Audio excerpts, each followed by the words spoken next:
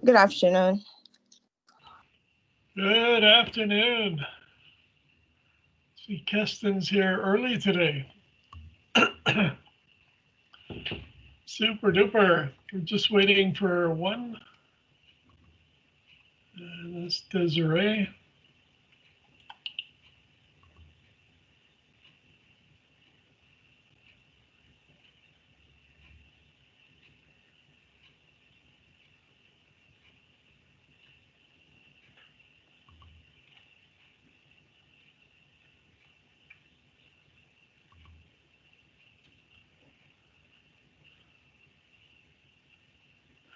So, did both of you get a chance to go through some of the information about that movie we watched yesterday?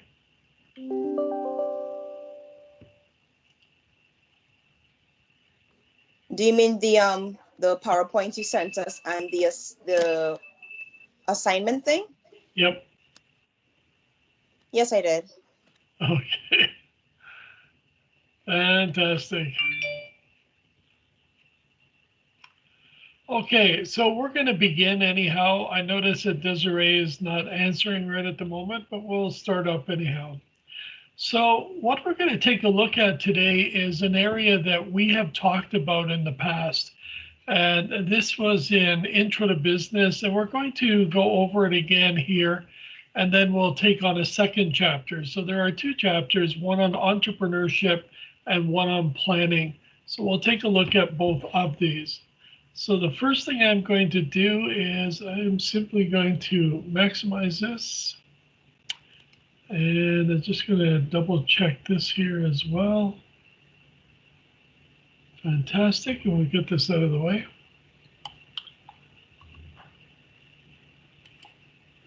Any questions about yesterday before I go on? No, sir. No questions. No? Okay. Fantastic. Okay, so let's take a look at this particular chapter 5. What it's really dealing with is an issue that has cropped up over the last few years for managers. Managers can no longer just simply be statistics analyzers or, let's say, implementing different procedures to try to accomplish something. They actually have to be the salesperson, the marketing person, and a variety of other things for their departments. And sometimes it's a question of being the entrepreneur or the small business, let's say, uh, manager or person running that particular organization. So for managers, it can be a little business, a big business, or even a corporation, a very large corporation. And each one of them has its own challenges. So we kind of want to see what is it about this that really makes a difference? What is it that people are going to be motivated towards, or they're actually going to need to understand about business? So let's take a look at this entrepreneurship. So there's a couple of key questions we want to resolve. One of them happens to be, what exactly is entrepreneurship? Now, I've given you the opportunity to learn a little bit about a friend of mine who actually has over 100 patents. Basically, she's an employee and she is a manager, actually a senior director manager within her company, but she's also an entrepreneur within the company, which is quite a fascinating situation. And it's something that we have to understand. What is it exactly that an entrepreneur is? And in addition to this, what is special about small business? There's a distinction between entrepreneur and small business. And it's important to recognize that difference as well. And how does one start a new venture? The first thing you do is get off your butt and do something. That's probably the first step. But we'll take a look at what is suggested in this particular course. Before we go any further, Quintisa, did you actually get your book?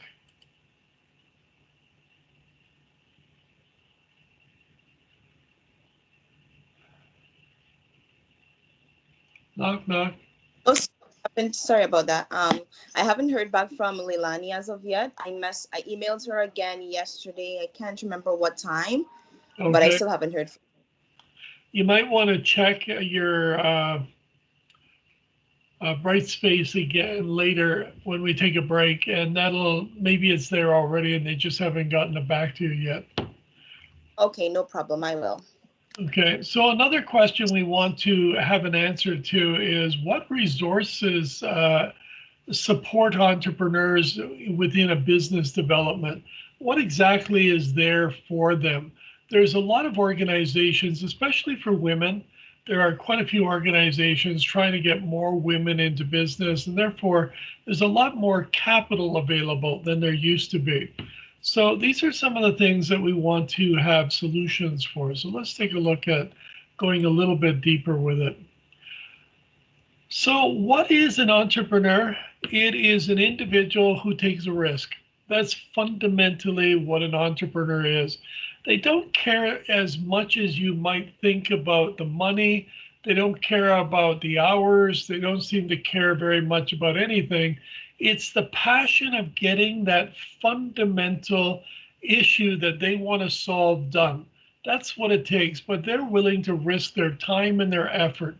So, strategic thinking and also risk taking behavior that results in the creation of a new opportunity or even a reinvented opportunity for individuals and organizations. It really is a question of person willing to take a risk, and they risk their time and their effort. And that often gives them some kind of a return. Doesn't always mean success. It just simply means that they will get some kind of a return.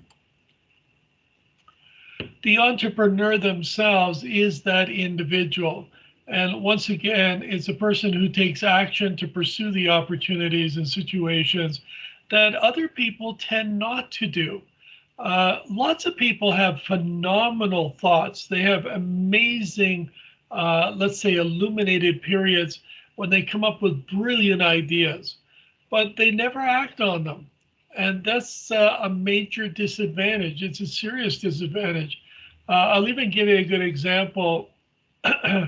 My cousin he's a very fortunate guy when he was younger. He knew a person who was starting his own karate club. And this is when I was just a little infant in a sense. So he was I think he was about 16 or 18 at the time. And his friend was named John Park. And he was a karate expert. I don't know if he's still around, but he wanted my cousin to go into business with him. And my cousin couldn't see the opportunity, but John Park could, and opened up quite a few different karate studios and became very successful as a result.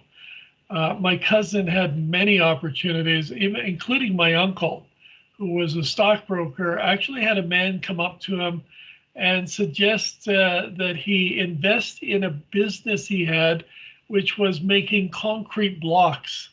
Now, today, everybody uses these concrete blocks. They're about a foot long. They're kind of small, but during those periods of time when my uncle would be probably in his 30s or 20s, then the concrete blocks were like 24 inches by 12 inches by 12 inches. All these old buildings are made of those. And of course, this guy had a brilliant idea, make it smaller so that they fit together and they're all concrete. My uncle couldn't see the opportunity. I even remember talking to my uncle about a piece of property that I was looking at as a teenager. I was probably 15 or 16, and I wanted to buy this piece of property in Halliburton. And the property was probably about $500, and it was maybe 100 or 200 acres. Think of that for a moment. And my uncle said to me, no one will ever go north. They'll all stay around the border. So I never bought it, and I wish I had, because today that same acreage would be worth $2 or $3 million. Again, the entrepreneur takes a risk and they just go for it. They want to make it happen, but they'll put the effort behind it. And that's the key element here. So here we also have entrepreneurs are founders of business. This is true. A lot of people have brilliant ideas, but as long as they work towards it and they're willing to actually do something, then they can actually start up a little business. Eventually, they make a discovery. They have to hire people, they can't do it all. And once they start doing this, they start to make even more money. So, people who buy a local franchise, we could actually say they are entrepreneurs as well. Open a small retail store. This is another way an entrepreneur might actually just invest their money. And sometimes you can buy a business for almost nothing, just simply because the person who's running it is retiring and they want somebody to take it over so that they continue to get an income from it. So somebody could take it over by paying them based on profit and operating a self-employed service business, which is a lot of people do that. As I've mentioned many times, there is a minimum of 50,000 businesses within the Peel region alone. And you can imagine within each region, there are thousands and thousands of people who are invested in opportunities. I remember going to a special for the Board of Trade. They had partnered with one of the newspapers for business, and they were putting on a large convention type thing.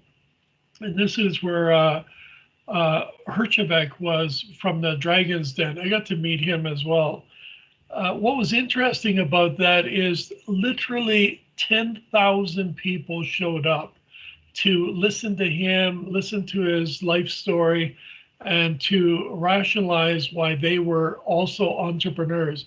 And many of them doing almost nothing. One person was making golf tees, which almost seems, like there's no money in it, but he was making a living at it. So you'd be surprised sometimes at what an entrepreneur gets involved in, but they create opportunities. So people who introduce a new product, and it could be totally new, or it could just be something that somebody redesigned.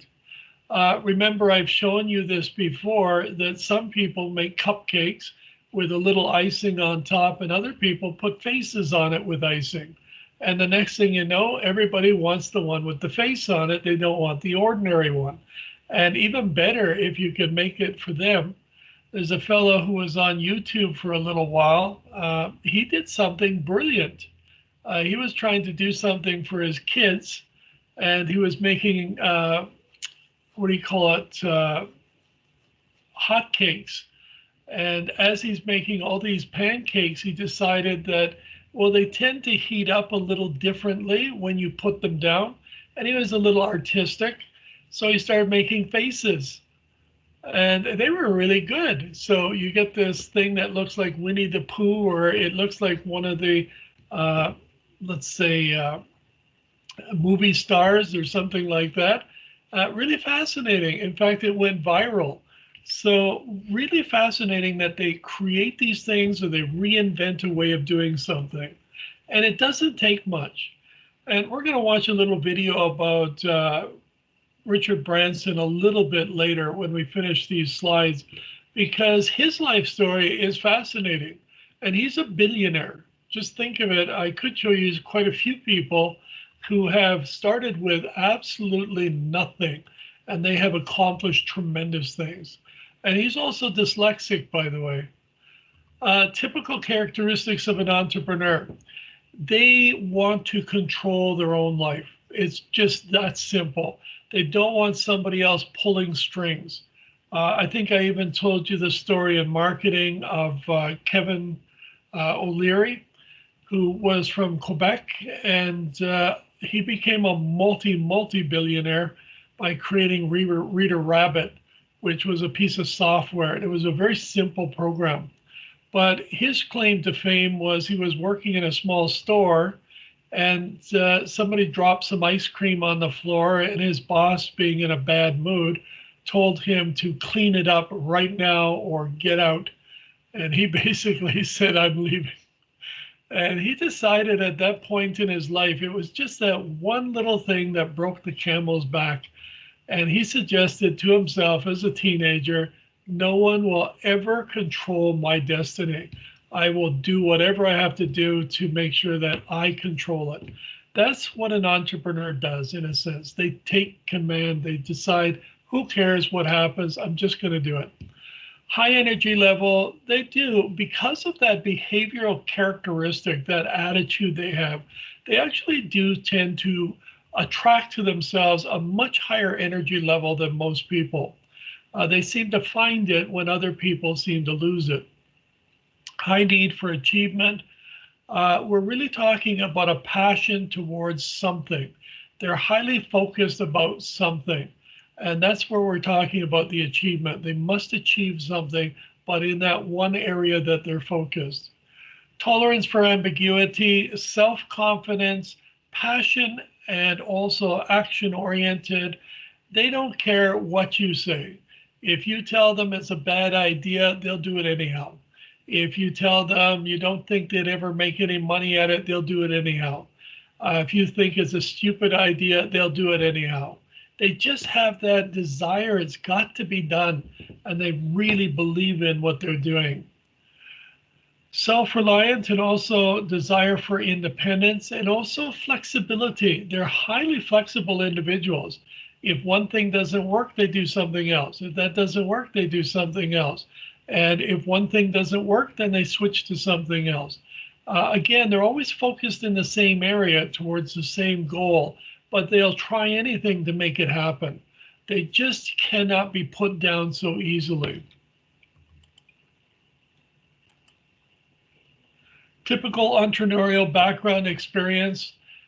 Parents were an entrepreneur or self-employed. That's possible, but not essential. But it is quite possible. Most parents who are self-employed, like let's say they're a real estate agent or they do something else, or they are an entrepreneur or have a little store, then the kids have a tendency to pick up on that. And I think mostly the parents teach them that a dollar can be made anytime you put your mind to it and to experiment and try different things. Just to give you a general idea, there used to be a little store down the street here, and that particular store has been owned by so many different people through the years.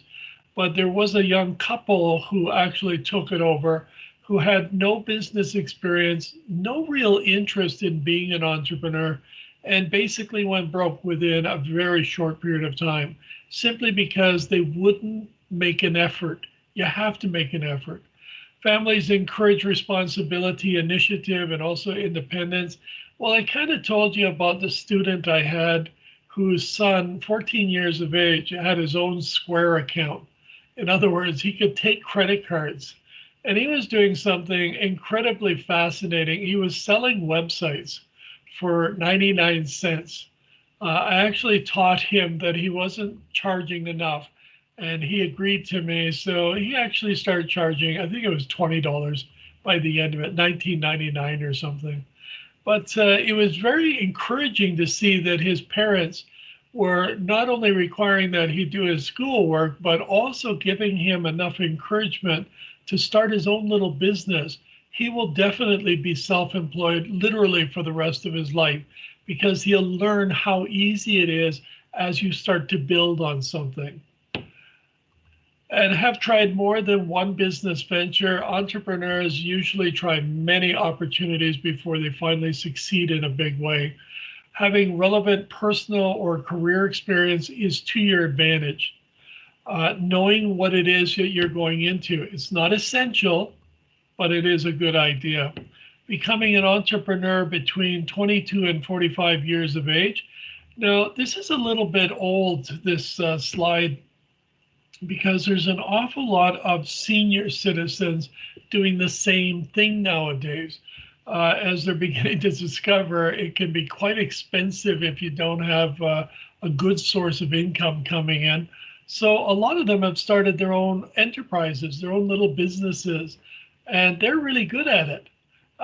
People 22 to 45, well, the good news is, yes, this is what you have to know for the book, but the reality is go all the way down to 12 years of age, because there are actually quite a few between 12 and 16 who are millionaires.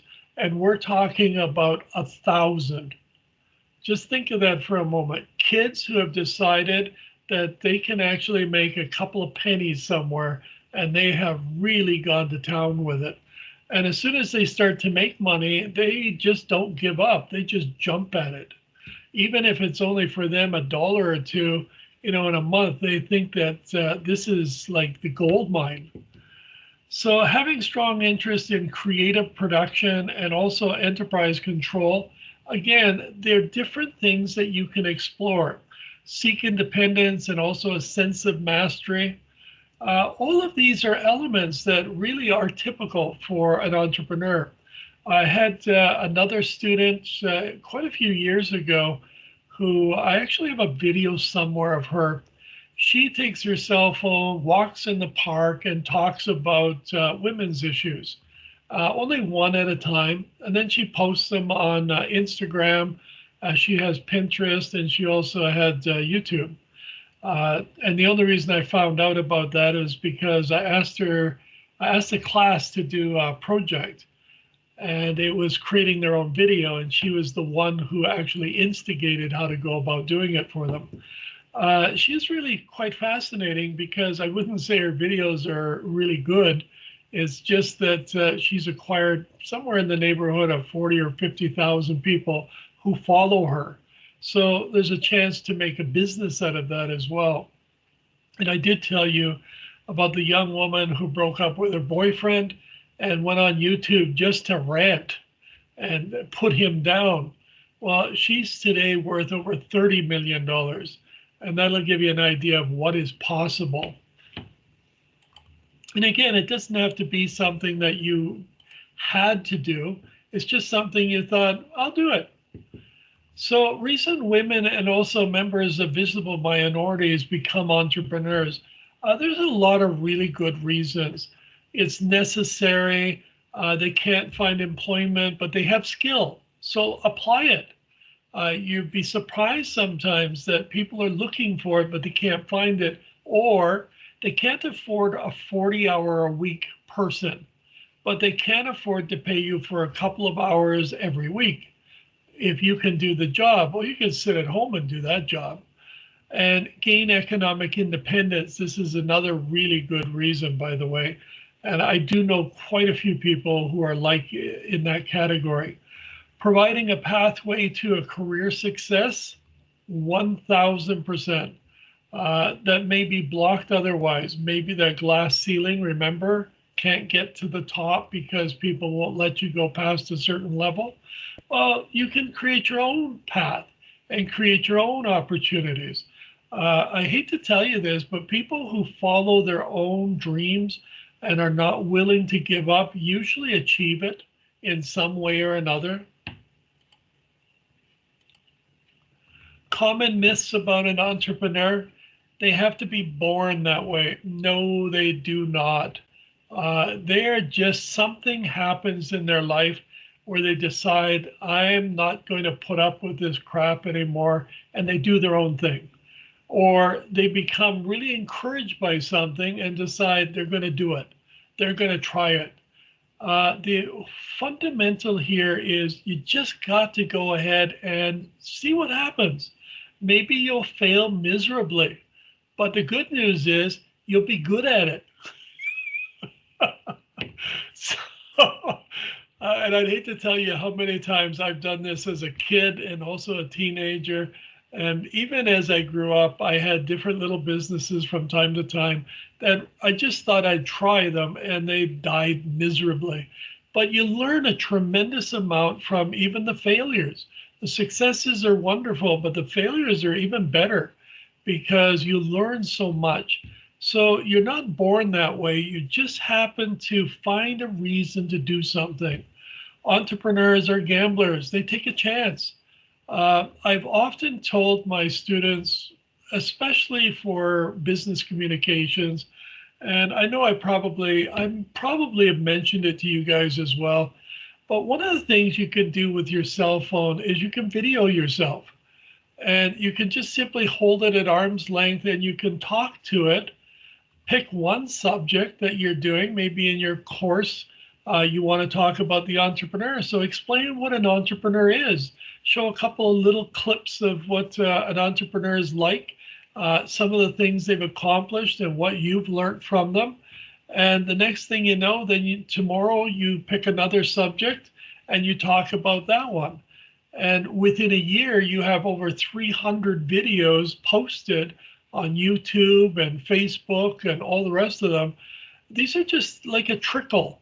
You just keep adding, and eventually it starts to add up really big time. And it picks up a momentum all by itself because more and more people want to watch you. Just to give you an example of why I even suggest that is a guy I know in Australia by the name of Dale's, excuse me, Ed Dale, excuse me, Ed Dale. What he does is he has a little office. He's totally self-employed, but he has a little office within Melbourne. And when he's driving to the office every day, and I think when he's in his office, he's just playing his guitar all day. He doesn't do anything. But as he's driving, he puts his cell phone in the corner of the dash and he picks just one thought he wants to talk about.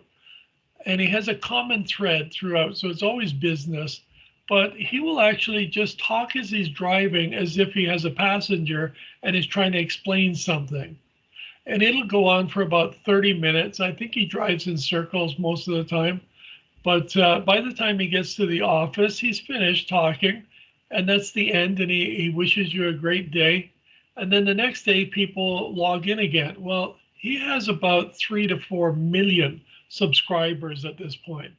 People just look at this and they bump into his programs, which are, by the way, extremely expensive, like $3,000 for a simple little online program that he's put together.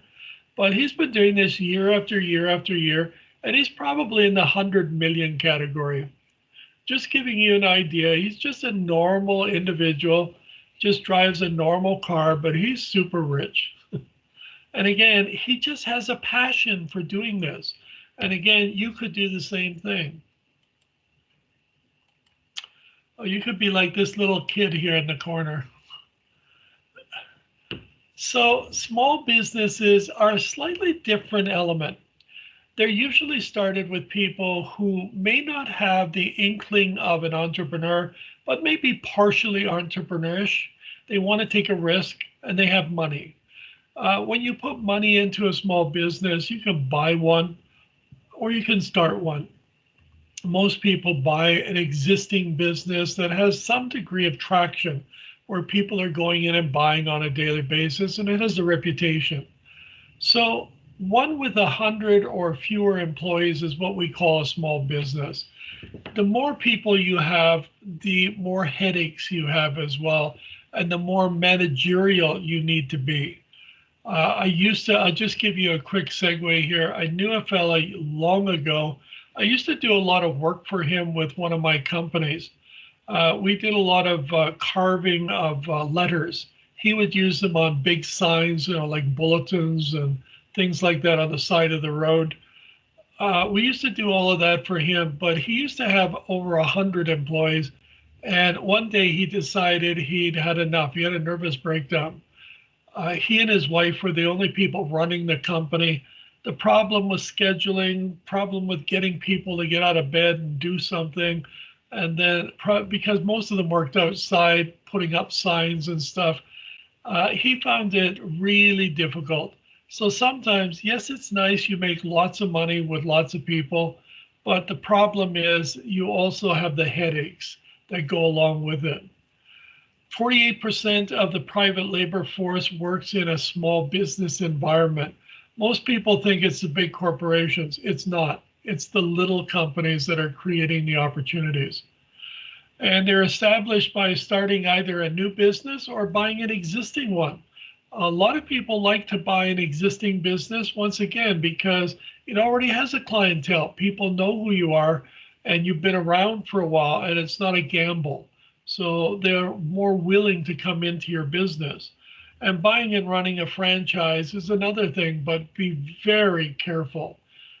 Franchises can be a little bit let's say, illusionary. Sometimes their books are not exactly the way they're supposed to be. We watched that video yesterday, that documentary. Some small franchises have the same problem. Sometimes it's just simply fraud, pure fraud. So you have to be very careful. One of the biggest areas right now is the internet, and internet entrepreneurship has grown so much. You can be a 2-year-old and run your own business. When a 13-year-old or a 12-year-old can start their own company and they don't have to tell anyone how old they are, and they just put a simple little web page on and they've got some things they're selling and people start buying them and don't know it's a 12-year-old, that's a smart kid. Okay. Most adults, go through their entire life saying, I'd like to do this, I'd like to do this, and they do nothing but sit on the couch, growing a big belly and staring at the TV or staring at the window and doing nothing. But these other people are willing to just take a chance and see what happens. You never know. 85% of small businesses are conducted businesses over the internet. The reality nowadays is it's much higher. In some cases, just to survive, even the big corporations must do business on the internet. And virtually anyone going into business recognizes you must have a social presence. So we're saying internet in that case as well.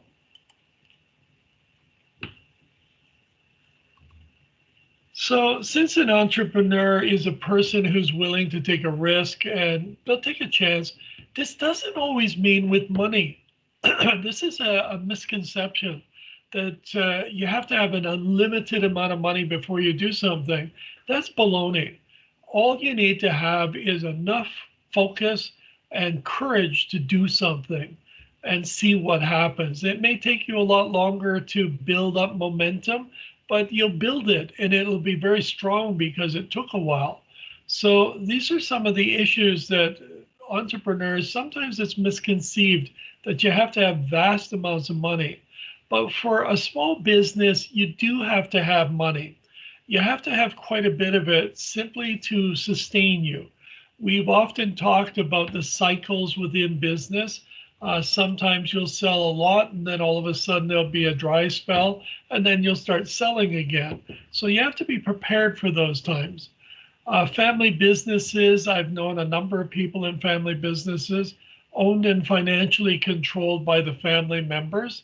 So this is not just, you and your kids. This is possibly your parents and your uncles and aunts and their kids or what have you. Each one throws in $100 or $1,000, and the next thing you know, you have enough money for a business. Larger percentage of businesses worldwide are family businesses. And there's other things here as well, can provide an ideal business situation, something that you really are passionate about and really enjoy doing. Problems unique to family businesses, and these are big ones. The family feud. This is not the TV program. This is the reality.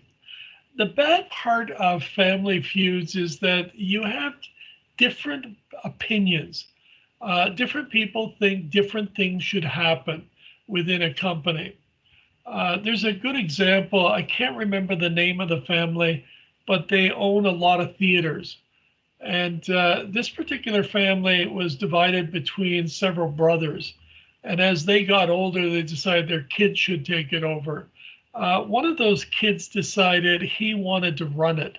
And the other kids from the other families, they actually wanted to run it too.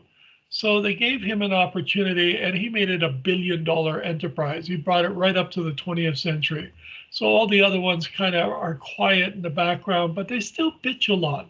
So this is something that you have to put up with in a business that's family oriented. Succession problems is exactly what we're talking about here. Whoops, look at that poor woman. If you don't have the managerial skill, I've got news for you. You will not be able to manage money. And I know for a fact that Cholet probably pounded it into your head how important it was for you to analyze your balance sheet, your income statements, your cash flow.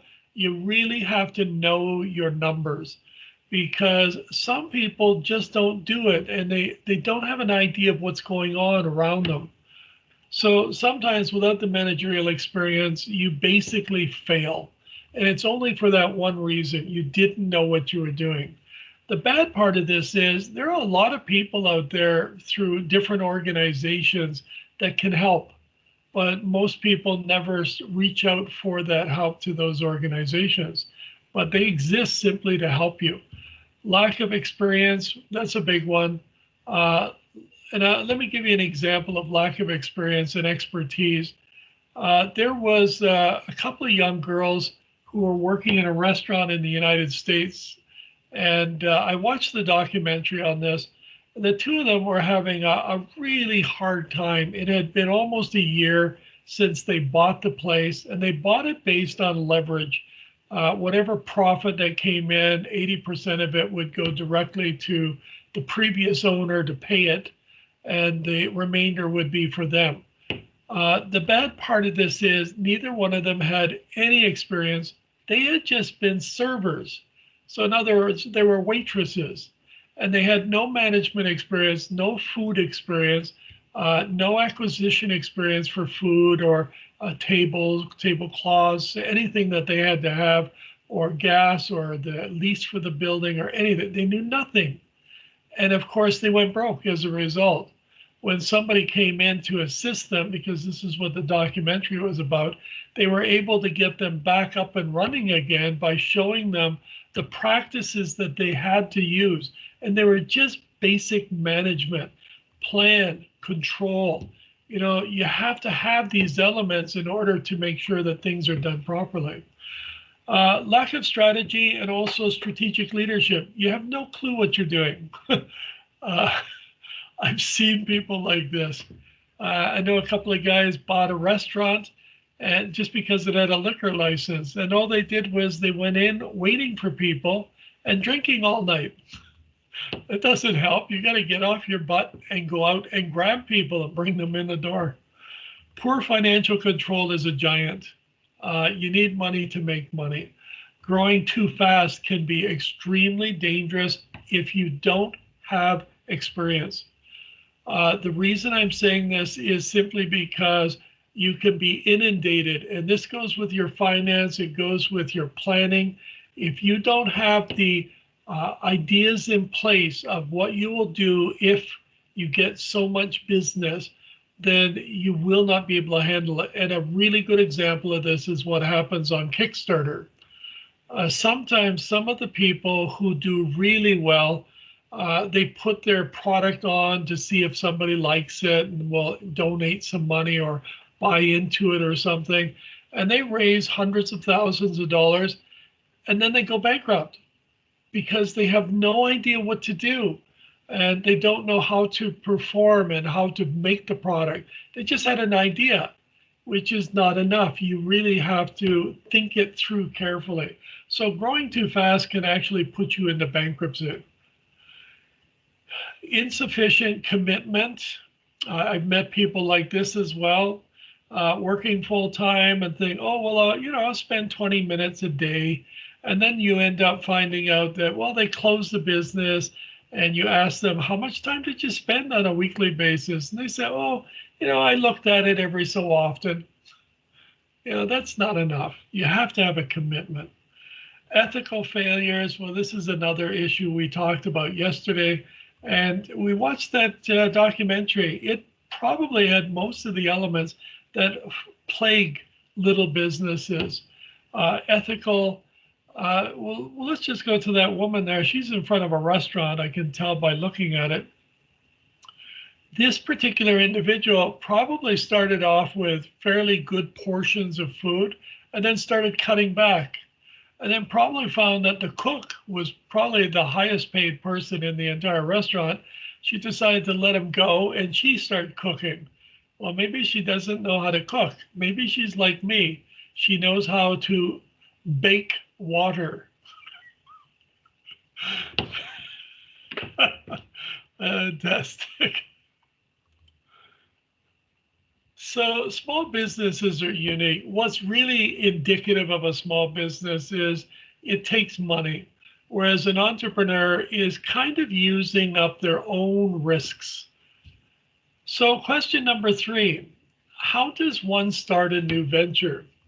And I did give you a kind of sarcastic explanation. You get off your butt and you actually do something for a change. It really is that easy. You just do something. I'll give you another quick example here before I go any further. I had a student in Mississauga, I guess probably 10 years ago as well.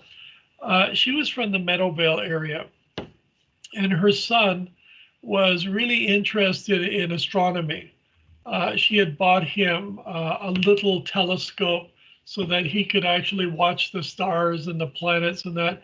I think he was 8 years old, and he started a little business. When I explained to her, she was doing some part-time work in a, what do you call it? Kind of like a place for children that you take them in, like a daycare thing, but something similar to that. And I suggested, well, why don't you blog about it so that people know what to look for and what to be disadvantaged by? And she started doing this. And within a very short period of time, maybe 3 months, she started to make her first dollar. So she started to actually sell that information to people as well. People just got attracted to it because people do look for information about different subjects. And last time I met her, and again, it would have been the same year, her son had actually made a couple of bucks as well, posting pictures with descriptions underneath. And it's just a kid's description, it's not a professional. So again, you get the idea that being an entrepreneur is just do something and find out what happens. If it doesn't work, no big deal, you learn from it. So how does one start a new venture? Does the entrepreneur have a good idea? If not, does somebody else have a good idea? And we just simply have to have a little courage. Try it and see what happens. You know, if people don't like it, they don't know who you are. So you walk down the street, they're not going to point you out and say, oh, you're the asshole who put that blog up. They're not going to say that at all. They're going to not even know you until, of course, you build notoriety. Is the entrepreneur prepared to meet and also to master the test of strategy and competitive advantage? You always have to have something better. And most people do. We have, within the marketing course, I showed you a number of videos from the Dragon's Den and also from the Shark's Tank. You got to see some of those ideas, and some of them are very simplistic. And yet those people, some do well, some don't. But you have to try something. Can the entrepreneur identify a market niche? Well, there are so many of them. Hopefully you can pick out something you like and just take a good look at it. Are there other people who like it as well? Well, maybe they have money. And can the entrepreneur identify a new market that has not yet been discovered by an existing firm? Chances are that's a possibility. But again, it requires a little research. I gave you the example, or maybe I give it to the morning class because they're doing PowerPoint right now. There's a young kid in the U.S. who actually wanted to write a book, and there's just no way. He's just not smart enough, didn't know what to do, but he knew how to do PowerPoint because they were doing it at school. So he decided to put a phrase on one page, one slide, and then the next slide he would put a little explanation with a picture of something. I don't remember exactly what his book was supposed to be about, but it was only 70 slides in total. So I don't know how long it took him to do that, but he actually did it as a PDF. So he saved it as a PDF, and in PDF you can make a flip book. So he actually sold it on Amazon. And of course, it's an electronic download, but he sold over 100,000 copies. And all of a sudden, people start selling programs about how to do this. So it was very interesting that it's just a kid who had an idea. He wanted to do something. Maybe somebody he knew had written a book, but he just didn't have what it took. So he found a solution around it. Again, find out how to go about doing something different. So, can the entrepreneur be the first mover advantage, which means you're the first in that niche? Well, it's always possible that you could be. And it doesn't take much to do that. It really doesn't. I've given you so many stories of people, and yet I could go on for literally years because one of my passions is examining how other people have actually been able to acquire or do different kinds of business ventures. And there are just so many. I could fill volumes of books with that stuff. Life cycle of an entrepreneurial firm. There's always a beginning, a middle, and an end, always. So the birth stage, the breakthrough stage, and the maturity stage. We're going to take a look at these. Each stage poses some kind of managerial challenge of one form or another. You really do have to know what you're doing. Remember Apple. Apple computers with Wozniak and also Steve Jobs. When these guys were actually building that company, their skills were adequate. For sales, I mean, Steve could actually connect with people. He found it easy to talk to people. Wozniak had a hard time talking to people, but it was the technical genius. And the problem was that Steve Jobs didn't have the managerial experience. He didn't have the knowledge of you have to plan. He didn't have to do that. He just run out and sell something. So you have to have all those ingredients for a manager, or at least the semblance of them, because you're going to run into issues. Well, he did. As Apple started to grow and the investors began to throw more and more money in, they began to question him as being an incompetent. And therefore, he was fired, even though he basically owned the company. So this is an interesting conundrum. You need those skills. And they're not really something you have to have 50 years, as long as you know what they are. Planning, okay, you have to plan. And also you have to organize things. Well, you have to organize, you have to put things in their proper place. So it's just those 4 skills that you really have to know a little bit about. The stages in the life cycle, once again, the birth stage, you come up with a great idea. You start to experiment and find out, can people or will people even buy it? So establish the firm. Could be in your basement. It could be in a bedroom. It could be in a kitchen. Doesn't matter. A lot of people start in their kitchens or their garage. Getting customers, which means you have to go places where people are. And finding the money. Well, sometimes you just have to go to a bank, but that's only once you can prove that you can sell stuff. And also fighting for existence and survival. That's the key element at the beginning. So this is why it's really important. Breakthrough stage is when working on finance. Now money's coming in. You now have to be very careful about how and what you spend money on, becoming profitable, trying to reduce your costs per unit or for service, whatever you're doing. So for Kutisha, it happens to be using those wigs. So again, it could be different colored wigs. It could be wigs with spikes in them. It could be like the Three Stooges wigs. These things will sell to people when they want to have fun. So you never overlook anything. You approach it from every possible angle. And of course, you start growing your business because you get traction. more and more people start talking to other people. And this is why I also said that there's a big change when it comes to the social element, especially for internet social. So coping with the growth is a big one. This is where the managerial skills come in. And also maturity stage, refining the strategy, making sure that your strategy is working. And if it's not working, tweak it.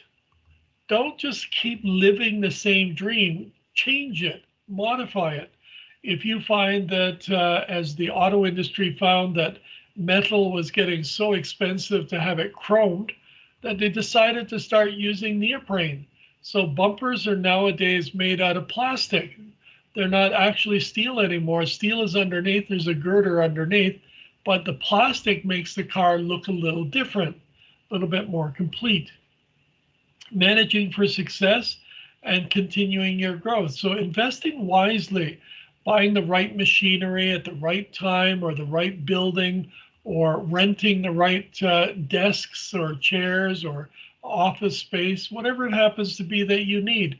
But it's much, much later. You can still operate from your home to begin with. Some of the basic items included in a business plan. So as a manager, you need to plan, whether it's for a department, a small store, or just an idea you have. However, my suggestion, if you're an entrepreneur, have an idea, do something with it, and then start to plan as you're doing something. Don't wait to plan, because you can write the best plans and do absolutely nothing. Executive summary should be in a business plan. And this is when you go to a bank to get money or you want an investor. You need an executive summary. Who are these people? And also industry analysis. Who's your competition? How much money is floating around in that particular genre? Also, a description of your particular offering, your company, what it represents, what it's all about, your, let's say, your mission statement should be in there. Product and service description, again, you define it carefully. And you also define why it's needed within the industry, within the business community, or within the consumer market. The market description, if you can't identify your customer, you are going to have a very hard time trying to find them. You need to be able to pinpoint, because when you're looking for people, it's expensive. But if you know where they are, it's cheaper. Operations descriptions, and also the staffing descriptions, who you're going to need, what skills will they need as you progress and as your business grows, what kind of skills will be needed, and also your financial projections. A lot of people try to do one of these, but tend to forget this one section, the financial. You do need to extrapolate forward what your costs will be. What your numbers are is really important. You must know how much money you intend to burn through on a monthly basis and a yearly basis, because it's really going to make a difference at the end of the year. Capital needs, what do I need as far as equipment is concerned? And any milestones, you need to be able to define them. If I get 1,000 units and I've sold 1,000 units, then all of a sudden I will recognize that, because my costs will drop slightly. My raw materials will be cheaper. My staff will be cheaper per hour because they'll be producing more. I'll have the right capital in place. So you look at all of these elements within your business plan. Your business plan is giving someone else a real insight into your idea.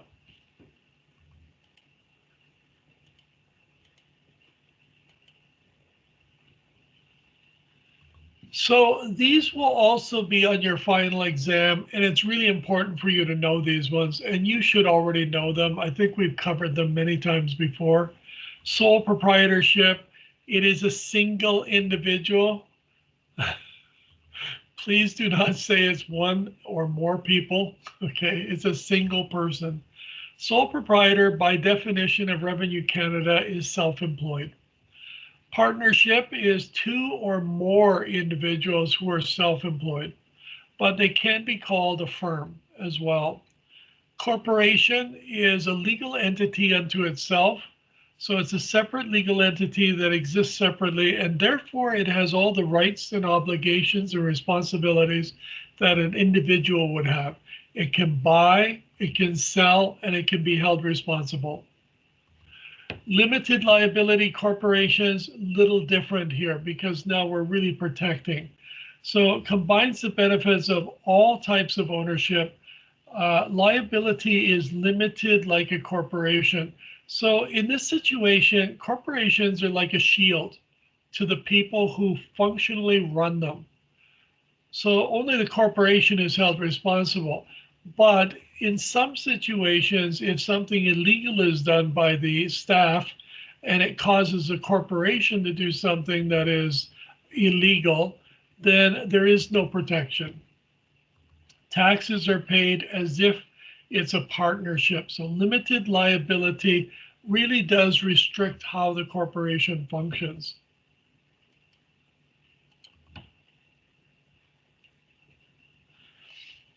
So how do you make money and how do you find money?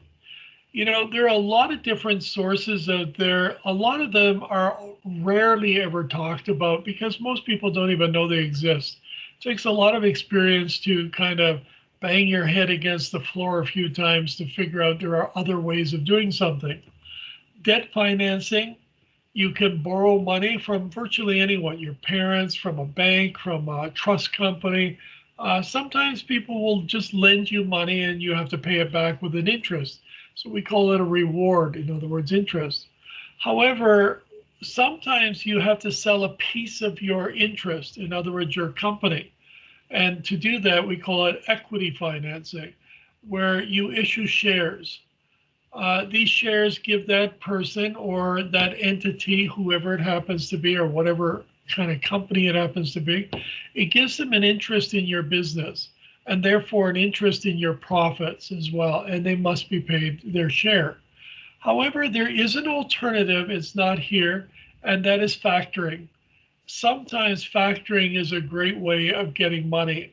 Let's just say that you are making something and you haven't sold it yet. Well, you can actually sell a percentage of it to a factoring company, and they might give you 60% of its value. But at least you would have 60% in cash. Or if you had a lot of people who owed you money, and this is what almost every retailer out there does, they factor, they actually sell off their accounts receivable.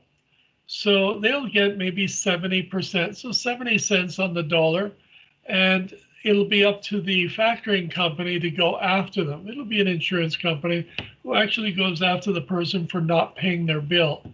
Wells Fargo would be one. There's a whole fleet of different companies out there. So those are your fundamental methods, but there are other ways too. Within equity, we have venture capitalists. They will always want a percentage of the company. This is what they're really going for. And they probably will want a royalty as well, or they will want something as a guarantee that they get their money back. Initial public offerings is with you incorporate and you're selling off shares. And also angel investors, you know, all those people who love you so much, they will give you their money. And then the day after, they'll call you up with horns on their head, demanding you pay it back immediately. Those are called the devil investors. Fantastic. Look at that. That was a quick little chapter. It should have been longer. So in this particular chapter that we just looked at, there's a lot of information about how people decide to manage a company or manage a department or even start off on their own. A lot of people who lose their jobs, they just can't wait to find another one. I've given you examples of this before. There are organizations in Ontario, literally throughout North America, but these organizations are for managers who lose their jobs because most people who are a manager want to be a manager again. They don't want to do the remedial work or, let's say, pushing buttons or stuff like that. And it may be really difficult because it depends on the circumstances of separation. and they may not find another job for the rest of their life simply because they want something, and most companies will see them as the losers, people nobody wanted. So a lot of them start their own businesses, and they do rather well sometimes. Let's take a look at a couple of quick videos. Just going to open this up here. The first one is Richard Branson. Now, take a look at his life and listen to the problems this guy's run into. Because when you come down to it, out of all the people I've met, and I haven't met him, I have met some of the dragons from the Dragon's Den. I've met them. I've had a chance to talk with them. I've met a few other billionaires. But the one thing that always comes across is they've gone broke so many times, and yet they continue to come back. Is that energy level, they just bounce back again. But they learn a great deal from each experience. So let's just watch Richard here for a moment. Let me know if you can hear the sound, please. Richard Branson. Did you hear that? Yeah, I could hear it. Okay. Yes, I can hear it. Okay. Fantastic. So let's watch this one. Just going to open that up. The man with the golden touch and the billionaire smile. He's fabulously rich, famous as a rock star, and he always seems to be having a really good time. I've been extraordinarily fortunate. I've enjoyed every minute of my life. So I wouldn't swap my life with anybody. He's not impressed by wealth. He's more bothered about, do I have fun and do I have excitement? You got to have the balance. Branson parlayed a sexy name, Virgin, into branding gold. An astounding 300-plus goods and services, from rock to air travel to cell phones to trains. We have taken on the big, fat, bloated companies that have not really thought too much about the consumer, and we've gone in and shaken them up. If you'd analysed the risks that Richard was taking, you wouldn't take them, because no risk analysis would say go ahead with this. To keep it all afloat, Branson became his own best pitchman, living out the Virgin values of adventure and fun, even if it meant putting his own life on the line. I do seem to have conceived almost every way known to man to try to kill myself, and I've been very fortunate to be here today to talk about some of these stories.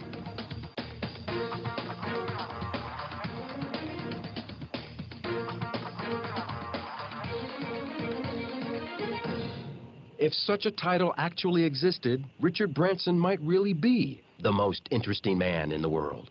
He owns his own island, balloons around the globe, works with world leaders, and he plans to take a Virgin submarine to the uncharted bottom of the ocean floor.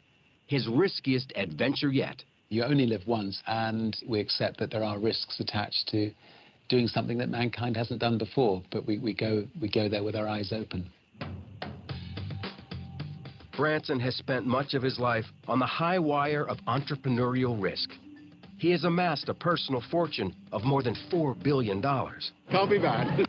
I've never been interested in making money. I mean, it's easy to say, I suppose people might say, when you have made money, but I've just been interested in creating things, and creating things that I could be proud of, and you know, having a lot of fun creating things. Richard Charles Nicholas Branson was born on July 18, 1950, to middle-class parents on the outskirts of London. His father was a barrister. His mother was a former flight attendant. Severely dyslexic, he could barely read by the age of 8 and was hopelessly lost with numbers.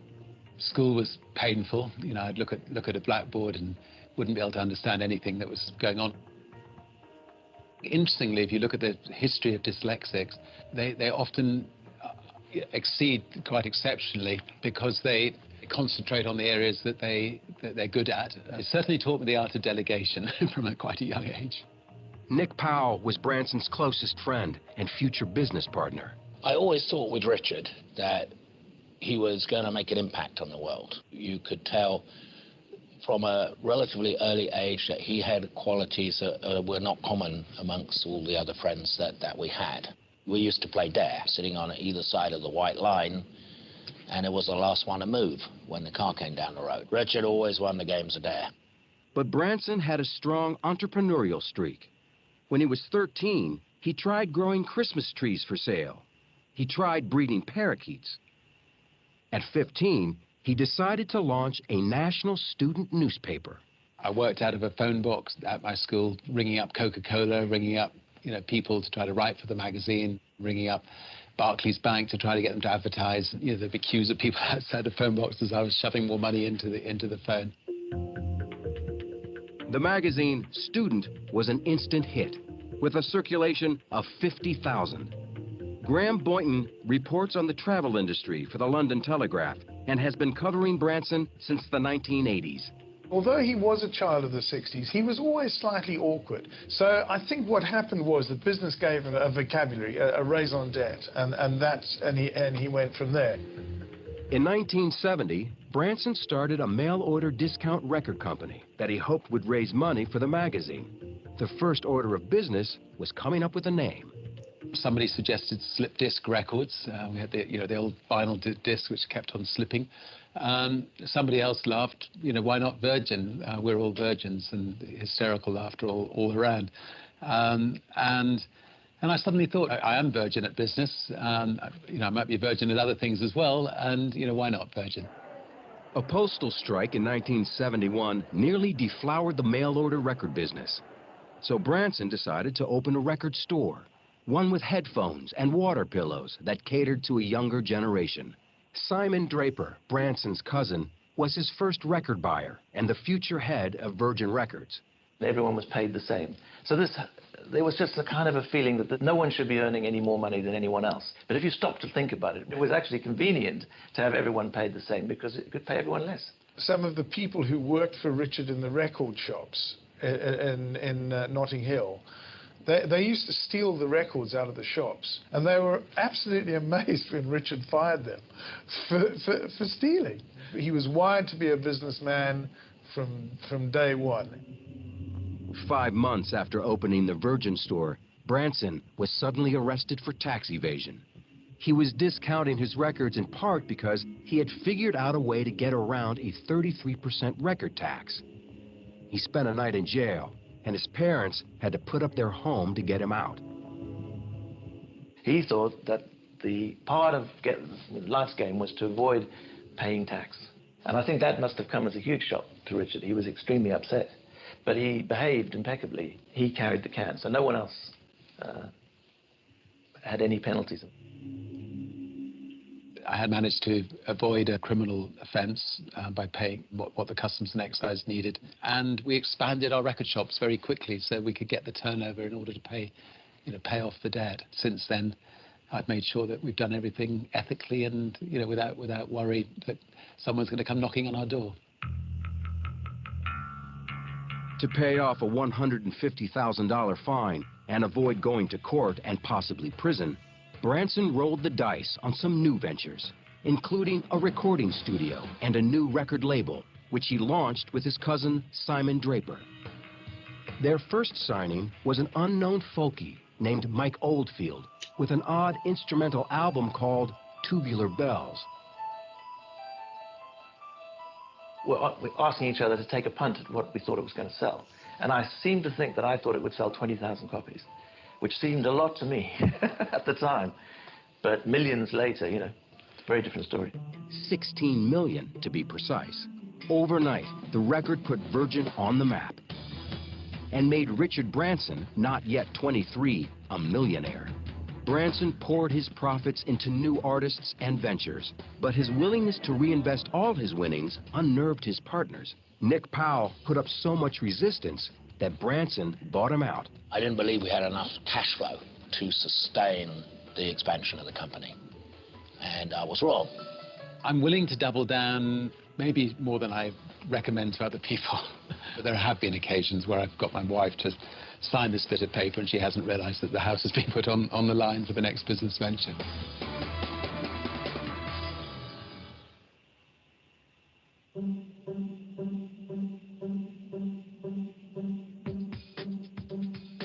By 1984, Richard Branson was living the life of a rock and roll kingpin. He owned this island in, what else, the British Virgin Islands.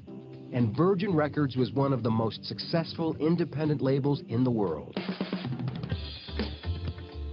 the Sex Pistols, Simple Minds, Human League, Culture Club were all million-selling acts. Branson was flush with cash and looking for ways to spend it. Out of the blue, an insurance lawyer named Randolph Fields called and asked Branson to back him on a transatlantic airline. Simon Draper, and my other poor partners would be tearing their hair out because, suddenly, I was saying, I hate traveling on other people's airlines and we can do it better. My shares, which I owned at that time 15% of the whole Virgin Group, were becoming pretty valuable. So I was appalled. And I said, this is the beginning of the end of our relationship. Branson launched his airline with a single used 747 that he leased from Boeing. The guy from Boeing said, what did you say the name of your company was? I said, well, Virgin. With the people who brought you the Sex Pistols, the Rolling Stones. He just slightly jokingly said, well, with a name like that, we hope your airline will go the whole way, we'll give it a go. After buying Fields out of the partnership, Branson decided to offer an upgraded mix of economy and business class fares, with a big emphasis on non-stop fun. Virgin's inaugural flight from London to New York set the tone. Let me tell you, it was a bacchanalian orgy. I mean, it was wild, there was drinking, there were topless models on the plane. It was a hell of a party, and Richard led from the front. David Tate, the first person Branson hired, was an executive with Virgin Atlantic. When the door to the airplane opened at Newark, it was kind of like a champagne cork coming out of a bottle, because to this day I think there was still a record number of champagne bottles drunk on that flight over. With just one plane and one route, Branson's first problem was promotion. He didn't have the advertising budget to compete with British Airways and the other giant carriers. So he took matters into his own hands, embarking on a series of breathless ballooning and boating adventures that would quickly turn Virgin Airlines into a household name. The beginning of a great adventure. His 1987 flight across the Atlantic fascinated world media for weeks. 5 people had died in earlier attempts. Per Lindstrand was Branson's co-pilot. He entirely put his life into my hands, and I must say his hands guards. As they eased the balloon into the Irish Sea, fierce winds tossed them against the waves. My fellow balloonists and the more experienced balloonists jumped out of the balloon. I was left in this balloon on my own, and the balloon spiraled up to 10, 15,000 feet. I'm in the water. Richard's in the balloon. He doesn't really know how it works. That was the scariest moment in my life, for sure. Branson managed to lower the balloon and jumped into the freezing water. A Royal Air Force helicopter fished him out, along with Per, who nearly died after swimming in place for 2 hours. I used to like to describe Richard as a cross between Evel Knievel and Ted Turner. He'll always tell you that I'm ballooning because it's great publicity for the company. Baloney. He's doing it because he enjoys it. If he were a cat, he'd be on his 3rd set of 9 lives.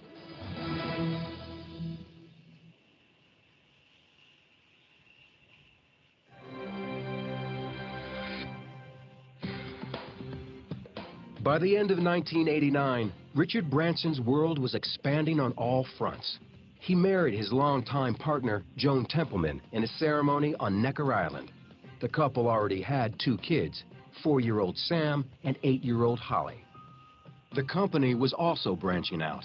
Branson had taken the Virgin Group public in 1986 with an IPO that generated more than $56 million. I don't think going public will make that big a difference to the way we conduct our business. That turned out to be wrong. It did make a difference. Branson chafed at being accountable to an outside board and bought back Virgin after 2 years. He now presided over a small but precarious empire with a growing airline that was in constant danger of going under. And worse, British Airways was determined to crush its upstart rival. The rivalry between British Airways and Virgin Atlantic has always puzzled me. I think it was down to British establishment seeing this young upstart with long hair, sort of reckless, motor mouth airline entrepreneur, and it really cheesed them off. So much so that in 1991, British Airways launched what the press called the Dirty Tricks campaign.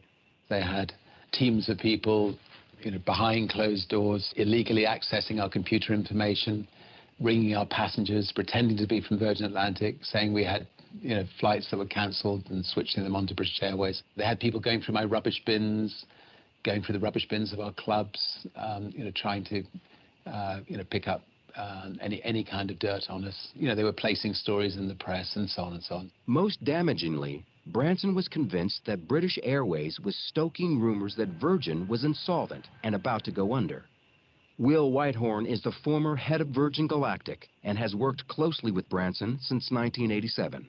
Every day you take off, and if you've got empty seats, you've lost money.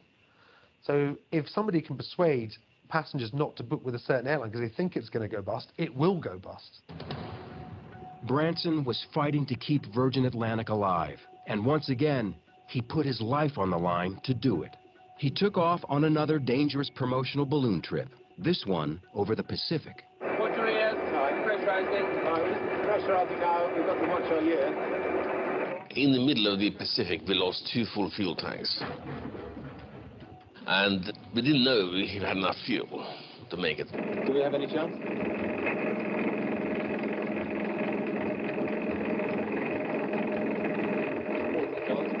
We knew that we had to fly this balloon at an average speed of over 180 miles an hour, and that was just blown by the wind, and so the chances of that happening were extraordinarily unlikely.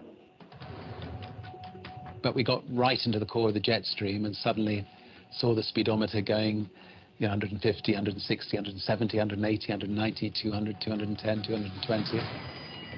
I'm not a religious person, but it was as if somebody up there had just taken that balloon and was just pushing it through the jet stream. Branson and Lindstrand crash-landed on a frozen lake 300 miles from the nearest habitation. We missed where we were aiming for by 3,500 miles and landed in the Arctic in a snowstorm at minus 60 degrees, but we couldn't have been happier. In fact, by the time Branson thawed out, he was a superstar. His record label was heating up too. Virgin Records signed Janet Jackson and the Rolling Stones to multi-year deals. But in the short term, it was irrelevant. British Airways' Dirty Tricks campaign against Virgin Atlantic was making it impossible to get credit. To save the airline, Branson had to make the toughest call of his life. He decided to sell his beloved record company. Penny Pike served as his personal assistant for 31 years. Everyone was terribly shocked. I mean, Richard was more shocked than most people, but he cried and cried and cried. It was a bit like selling a child. I told the staff, burst into tears, ran down back towards my house with tears streaming down my face. He passed this sign that said, "Branson sells for $1 billion." And I realized life wasn't that bad. He secured the future of Virgin Atlantic because he had enough capital behind him after that to be able to look any competitor in the face and say, well, I can sit this out as long as you can. People said at the time we were mad to sell the record company to put the money into an airline. As it turns out, of course, the record industry's collapsed and the airline industry hasn't done too badly for us. 1 month after the $1 billion label deal, Branson sued British Airways for libel. The airline settled out of court and paid Branson a record $1.1 million. We won the biggest libel damages of any libel case. And they had to make a public apology. Who's flying on Virgin? Oh, Richard Branson was elated. That day was probably one of the great days of his business career. He'd done it. He'd stomped on the mighty British Airways. That night, he was on the phone to various people, and he had this real determination in his voice that this was the moment, that he was going to make Virgin Atlantic a global success, and he was going to take this company and grow it around the world.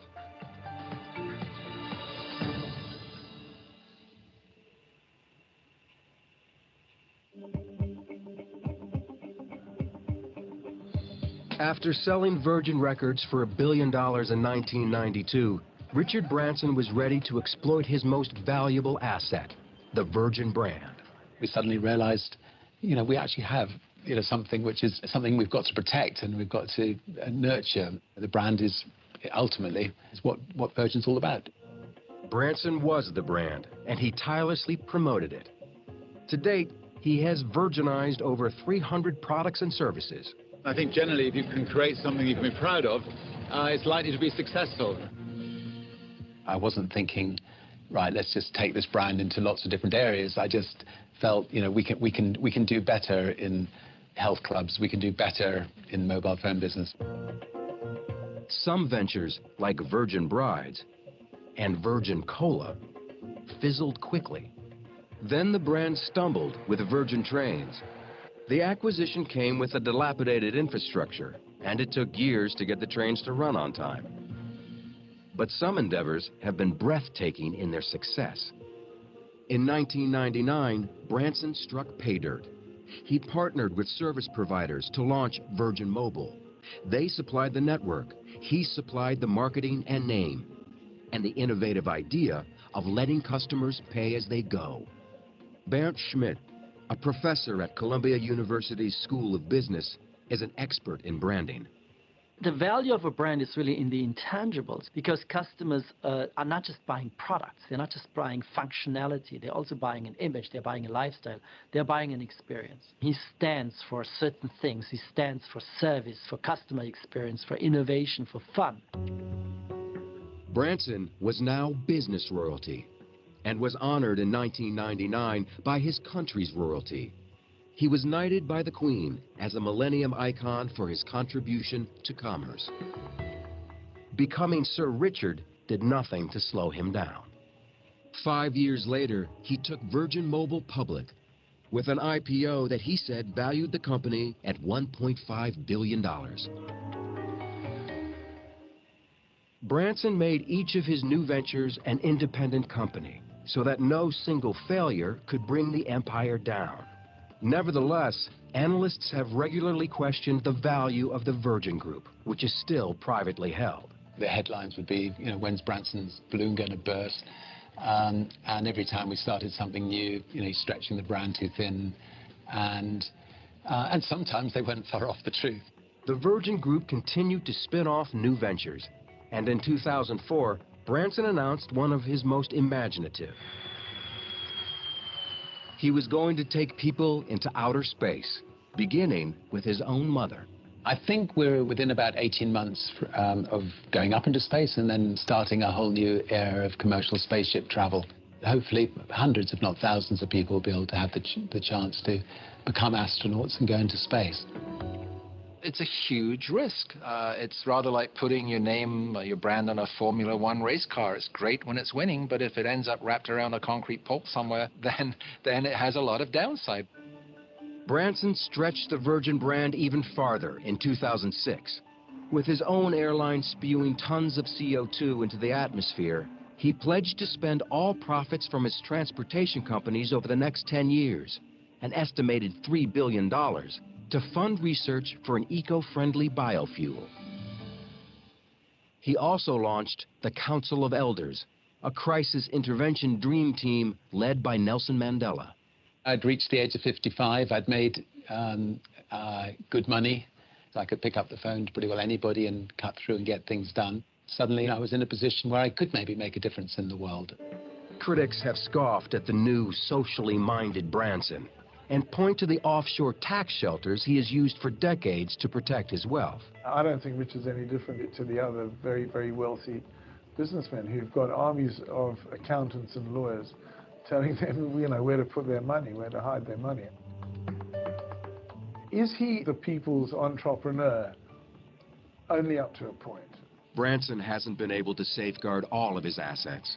Virgin America had a rough time getting off the ground and lost nearly $400 million before beginning to turn a profit in the third quarter of 2010.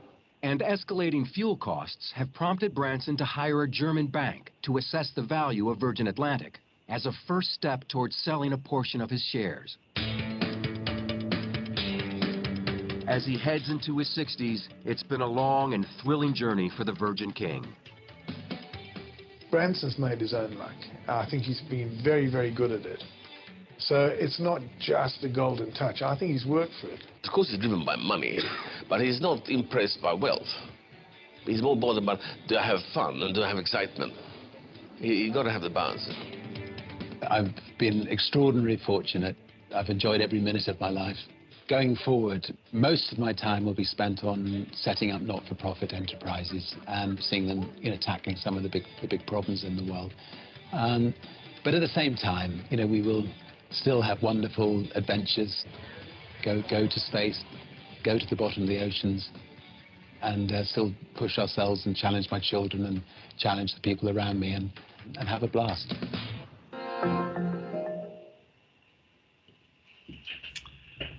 Fantastic.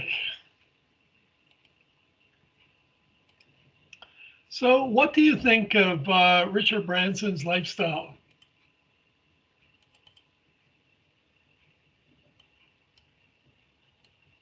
So I'll not speak at once. Oh, it's quite, I won't say lavish. I think it's very adventurous. Sure, fantastic. And what do you think about the entrepreneurial spirit? Probably one of the best for being an entrepreneur. It seems like he truly enjoys it. Oh, he definitely enjoys it. Let's watch another one. Yeah, go ahead. No, and I think it's like what you stated earlier. He kept dabbling into different things until it succeeded, whether or not it succeeded or not. Yeah. The other thing to keep in mind too is he doesn't care too much about how much money he has. Now he recognizes he's got enough experience managing since he was a kid, but he doesn't care too much about the money. It's the opportunity to do something, to be involved, to experiment, to try his ideas out. Does that make sense? Yeah, it makes sense. Yes, it does. Fantastic. So let's take a look at another one of these billionaires. Again, this is another person who started off with basically nothing. And if you watch carefully, what you're really discovering about these individuals is that not only are they entrepreneurial, where they're willing to take a chance on certain things, but they also have to learn how to manage, because that's the key in expanding and growing. So let's take a look at Mark Cuban. Entrepreneur Mark Cuban never calls time out. I always look at business as a sport. In football, you play 60 minutes. Basketball, you play 48 minutes. In business, it's 24/7/365, and the whole world's trying to kick your ass. I will never forget talking to Mark about, where are you going with this broadcast thing? And he goes, I'm going to the BBC, Billionaire Boys Club. Mark Cuban parlayed his passion for Indiana basketball into a company worth $5.7 billion. The day that Broadcast.com was sold to Yahoo, I think a lot of folks felt like we had hit the lottery twice. Over the last 20 years, I've always been about what's new, what's next, and how am I getting there first. The unorthodox entrepreneur has disrupted every business he touched. He said, we got to blow this up. This is not what I want. Rip everything out and start again. He's been slammed, eliminated, Mark Cuban's furious, and investigated. Mark Cuban, ordered to appear before the SEC. But almost always comes out on top. He is smart. One of the smartest people. But he also, you could make the argument, was one of the luckiest people in the age of the internet. Somebody has got to be the luckiest person in the world. Somebody's got to be, right? It's you. And I'm just glad it's me,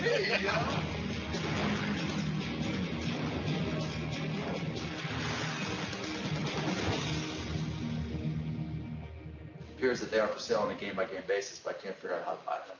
Mark Cuban got in at the beginning of the internet boom, and it served him well.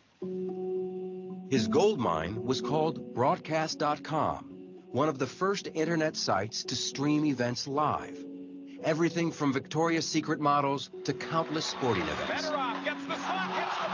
We were the first ones to scale internet broadcasting, to take 500 radio stations and broadcast them on the internet, 100 television stations, earnings calls, product launches, college football games, deals with the NHL, Major League Baseball. I mean, we had really become a broadcast network on the internet. The fiercely independent entrepreneur has blazed a trail into TV, movies, NBA ownership, and he even stars on a TV show, though he declined to participate in this one. Mark has been an entrepreneur from the moment the word was invented, before it meant drug dealer. Mark Cuban was born in Pittsburgh, Pennsylvania, and grew up in a suburb called Mount Lebanon. From the get-go, Cuban was a moneymaker, selling trash bags, newspapers, and even postage stamps. I started a stamp company. I started with a quarter and bought a stamp and left with $50, thinking, hey, if I could do this, I could do anything. By the time he was 16, he had already built a reputation. Brian Cuban is his younger brother. I remember Mark being given $5,000 by one of our neighbors to go buy stamps in New York with my father. You know, he was always the entrepreneur at stamp shows. But that just shows you, at that age, what people thought of his ability to make money. That skill only grew at Indiana University. The tireless business major taught disco, started a chain letter, and decided to run a bar if he could come up with $15,000. Evan Williams was an engineer at General Motors who played on the school rugby club with Mark Cuban. He was at my house one day. He was calling banks to try to get a loan so he could buy this bar. So on my way out, I said, hey, Mark, if you have any problems getting that loan, just give me a call. 2 days later, he goes, hey, Ev. So I ended up late 1979 loaning Mark $15,000 so he could buy a bar in Bloomington. Cuban awarded Williams stock certificate #1, and within months opened his bar, Motley's. Wayne Winston teaches graduate statistics at Indiana University. In my over 35 years of teaching, I've never had a student really start a business while they were an undergrad or an MBA here on campus. And he started Motley's, which became by far, I think, the best bar in town. The business model he used in Motley's is very close to the same business models he used in his next 2 or 3 businesses. He always would have 51% of it, even though he didn't put up any of his own money, but no one really complained because he was the one that built up the business. Until it came crashing down after a wet T-shirt contest. It's pretty common knowledge around town. An underage girl won a wet T-shirt contest. And so I think that hurt the future of the bar, let's put it that way. Cuban graduated and soon landed in Dallas. Within a year, the born entrepreneur launched Micro Solutions, providing software, hardware, and training to businesses at the dawn of the PC revolution. It was a family affair. Mark goes, you come work for me. So I said, fine. So my first day at work, you know, I'm a big lawyer. I show up in my suit and tie. And he goes, why are you wearing that? Well, you know, come to work for you at Micro Solutions. He goes, no, go home and change, put on your crappy clothes and your jeans. You're in the stock room. Mark doesn't give you anything. You have to learn it and earn it. Mark Cuban learned the computer business fast, and in 7 years, sold his company to CompuServe for $6 million. And I retired. And you retired. And what did you do with that money, your biggest purchase? My biggest purchase, I bought a lifetime pass on American Airlines, and I had one mission in mind. I wanted to be able to go to as many countries around the world as I could and get drunk with as many people as I possibly could, and I was so good at it.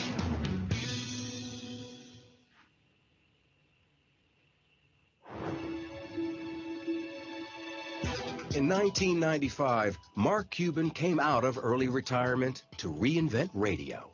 According to Cuban, college friend Todd Wagner brought him the concept. It's a story the Hoosiers basketball fan has told often, as in this interview on 60 Minutes. He sat me down, he said, look, I've got this idea where I think we can listen to Indiana basketball, sporting events, you know, anywhere in the world by using the internet. So Mark and I just basically said, let's find out if this is a business or not. So we set up shop in his upstairs bedroom of his house and, you know, got us a computer, got the software, and started playing with it. And that is the birth of AudioNet, what eventually became Broadcast.com. But another young entrepreneur tells a different story. Chris Jabe says he was also a founder of the company. When I was pretty young, I was a Minnesota Twins fan. I moved to Texas. So as a displaced fan, I was always trying to figure out how to get access to those games that I couldn't see on regular TV. When the internet came along, it's like it was a slam dunk, because now it was just a matter of acquiring broadcast rights. He took his plan to investors. One of them was Cuban. I probably had this pitch that I'd given to maybe 150 people over the previous year and a half to 2 years. And so I'm getting into my pitch. It's usually about a 20-minute pitch, and within 3 minutes, he goes, "I'm in. I'll do it." Jabe asked for $1 million and said that Cuban wrote a check for $10,000, and months later tried to cut him out completely. Mark said, "Chris, I really don't need you. You really don't have that much to add. I can pretty much do or get people to do what you're doing." So I was a little bummed, to say the least. And I really give Todd a lot of credit. When he came to me and said, "Yeah, we can work a deal with, for $2,500 a month and 10% of the company," in the way he described it and the way he showed me the paperwork, I knew it was real. And it really made me feel really good, actually, even though it was hard to take 10% of a company that I developed 100% from scratch. Cuban became the driving force of AudioNet. Mark overall really wanted to see it as his company. He had made it, gone from really an idea to reality. He never really wanted to acknowledge me as a founder. But co-founder Todd Wagner does acknowledge Jabe's participation. He was there for a very brief period of time, and then he went on to the next thing. He owned a slug of equity and did just fine. AudioNet did better than just fine. Never before in the history of the world can you come in and listen to almost any team from anywhere in the world. You know, a little PC and a connection to the net, and you might as well be sitting in Bloomington, Indiana. You go back in there, and all they did was have all these servers with all these different sporting events going on and people trying to keep the servers up. You're like, what is going on in here? They're planning a nuclear strike. And, but it was controlled chaos in there, keeping all those servers up and all the game streaming. It was pretty cool. Cuban and Wagner changed the name from AudioNet to Broadcast.com in 1998 and positioned the company to go public. The internet boom was in full swing, and on July 17th, the stock hit the market, priced at $18 a share. The first trade pops up, and it was, $63 or whatever it was. I mean, it was just through the roof. Nada Usina led the sports properties and marketing departments at the company. I recall our head of HR popping her head out of a cube like a game of whack-a-mole and saying, "We opened at whatever the number was." And everyone looked up and we thought, she missed by a decimal. She must be wrong. And we all started to look, and you could just see heads popping out and the excitement in the room. It was literally like a parade went off. The stock closed at $62.75. At the time, it set a record for the highest percentage increase on an opening day. I'm the first to realize that luck plays a huge part in it. I happen to have a company, Broadcast.com, that went public at the right time when the internet stock market was going nuts. Cuban wanted to expand their content and was looking for a breakout event. He found it in lingerie. There were a lot of pinnacle events for Broadcast.com, and one of those was certainly the Victoria's Secret webcast. Wrapping high tech with high fashion, the webcast was a phenomenon. Millions of people tuned in, and it became the largest viewed event ever on the web. We like to position it as the first sold-out event on the internet. It helped to cement us as the go-to place if you wanted to do something multimedia on the internet. Jeff Swaney is an entrepreneur and friend of Cuban's from Dallas. I will never forget talking to Mark about, where are you going with this broadcast thing? And he goes, "I'm going to the BBC. Billionaire Boys Club. You're not going to make $1 billion on this thing. I mean, you're going to make $100 million. No, dude. No. BBC, dude. That's what I'm doing." In pursuit of that billion, Cuban and Wagner led the charge straight to the executive offices of Yahoo. I remember Mark and I going into the conference room and basically just saying, look, we're where you guys need to be. So you're either going to have to compete with us or you're going to have to buy us because we are big players in where we think the internet's going to go. Yahoo felt the breath of competition, according to Paul Sappho, a leading technology forecaster. It's a moment where there's a sense of the rise of the machines. Algorithms in the form of Google are really taking over the search space. And it's beginning to dawn on people that, in fact, there is a lot of volatility in customer loyalty around places you visit on the web. I can remember going to Yahoo, and you could just feel the anxiety at the company of how do we bulk up our technology side. Looking for an answer, in April 1999, Yahoo grabbed Broadcast.com for a staggering sum, $5.7 billion in stock. The deal secured Cuban's membership in that billionaires club. I think a lot of folks felt like we had hit the lottery twice. You had this tremendous IPO, and to top it off, one of the great companies in Silicon Valley, Yahoo, comes in and acquires this little old company that was set up in Deep Ellum, Dallas, Texas. It couldn't have been, frankly, scripted any better. But not scripted all that well for Yahoo. It is so easy to quarterback this thing, and as people say, it's one of the stupidest moves in the history of the internet. But there was so much stupidity in that period. It was like a single note in a vast symphony of stupidity. Yahoo struggled with their new acquisition. It's pretty simple to see what happened if you were on the inside. You had a $5 billion acquisition handed to a number of NBAs who had never actually integrated anything before. Yahoo really took a pounding. They took their eye off the ball of search, which opened the door for Google, who smoked them. Within months of the buyout, Cuban protected his stock by buying puts and calls against his interest and began to cash out, buying a 24,000 square foot mansion and a $41 million jet. But his next purchase would be the billionaire's prized possession.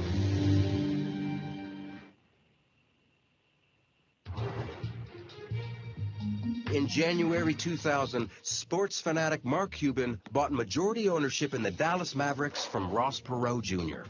It was the crowning purchase for the billionaire with the insatiable desire to win, except that the franchise had one of the worst win-loss records of any team in the NBA. You've got to start giving these guys who have been in damaged programs, let's call them, the thought process that they can win, that they are expected to win. Cuban was going to change everything, his way. Terdema Ussery, the buttoned-up CEO of the Dallas Mavericks, recalled his first meeting. I didn't eat the whole day because we're having dinner at his house that night, and I want to be a great guest. And I was in suit and tie and, trying my Sunday best, as my mom called it. He opened the door up in jeans and no shoes and T-shirt, and we sat on his floor and watched basketball for 4 or 5 hours and ate. I think it was Cocoa Puffs and Doritos is what we had in bottled water. So it was, again, it was just a new reality.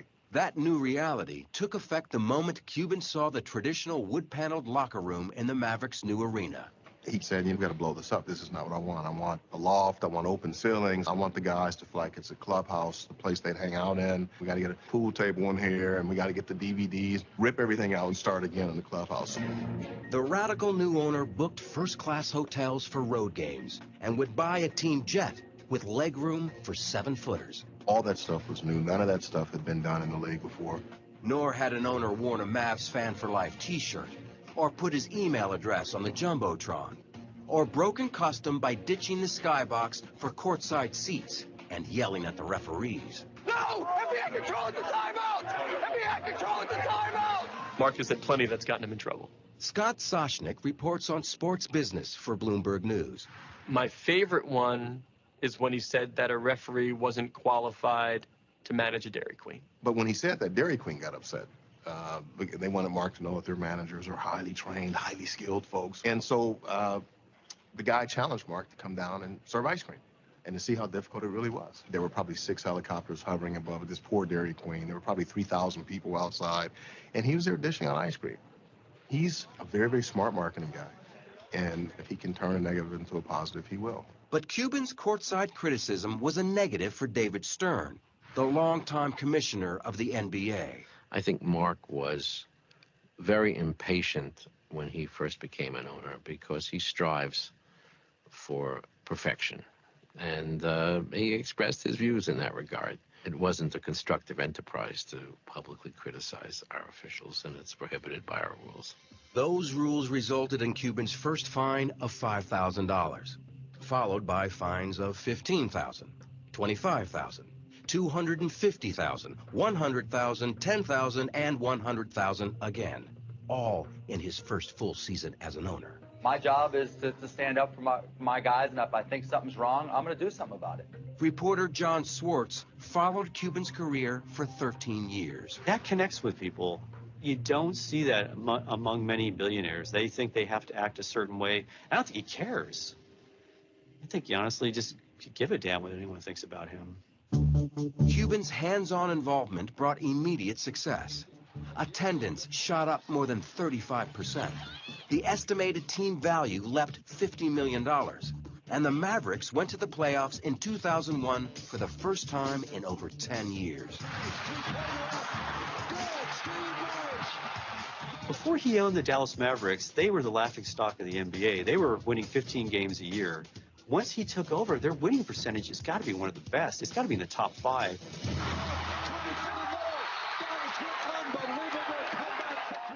Despite their surging success, that year the Mavericks fell short of the championship.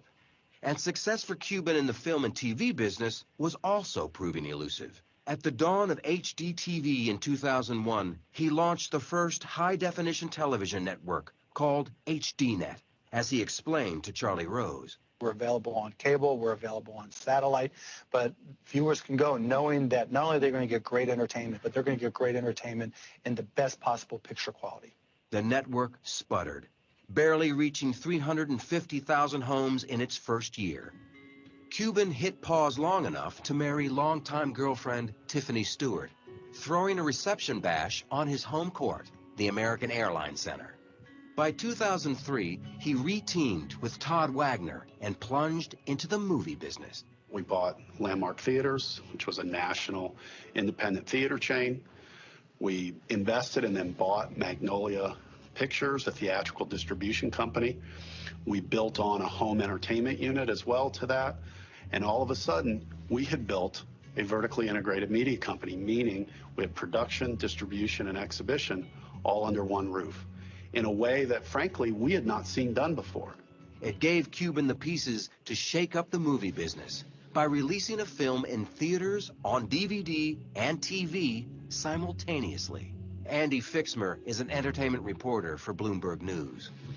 Back then, nobody was doing this. Nobody even thought that you would dare put a movie on television before it was released in theaters. It just wasn't done. Cuban's movies met with mixed success. Some films, like Good Night and Good Luck, had found critical acclaim and a niche audience, while others struggled. And there was a disappointment again on the basketball court. Star Dirk Nowitzki led the team into the finals in 2006. The Mavs were up 2-0 when momentum suddenly shifted. And the team dropped 3 straight. Cuban was livid. When he was pissed, he may as well have been Satan. The players literally ran the other way in the locker room. The Miami Heat are champions of the basketball world! After their collapse in the championship, Nowitzki publicly called for Cuban to control his temper. For the owner who hated to lose, the loss was pure devastation. I believe he didn't leave the house for 3 weeks, and he became a shut-in. So what did it cost him? It cost him his dream. Really, his dream was to turn the Mavericks into champions.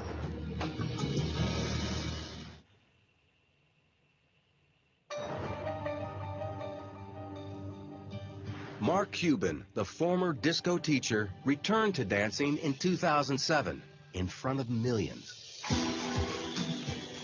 Mark likes as much airtime as he can get. As long as it's fun and it's entertainment for him, he's going to do it. He appeared on almost anything, even hosting his own reality show, The Benefactor, canceled after 1 season. Viewers were also in short supply on his own network, with its strange blend of bikini-themed programming, mixed martial arts, and Dan Rather. Dan Rather and Dan Rather Reports on HDNet is kind of my own personal indulgence. You know, I'm a news junkie and always have been. Dan Rather was doing a show for them, which was actually very good. But the rest of it was just like a Sargasso Sea of just crap. Cuban had more troubles looming. the Securities and Exchange Commission filed a suit against him. We're going to turn now to the crackdown on insider trading, and it has ensnared billionaire Mark Cuban.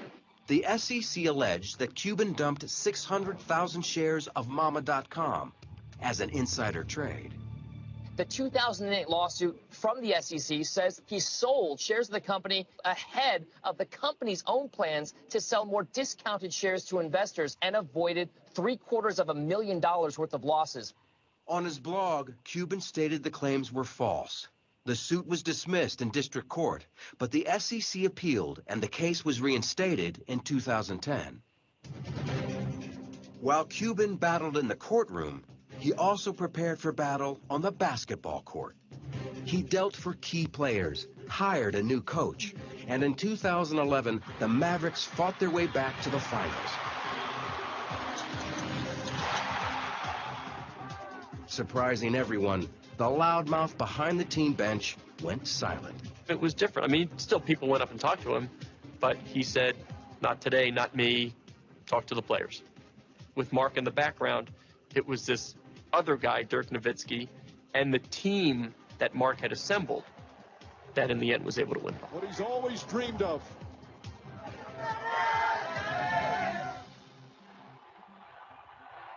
We had the ceremony inside the building, and all of a sudden this chant broke out, "Thank you, Mark. Thank you, Mark.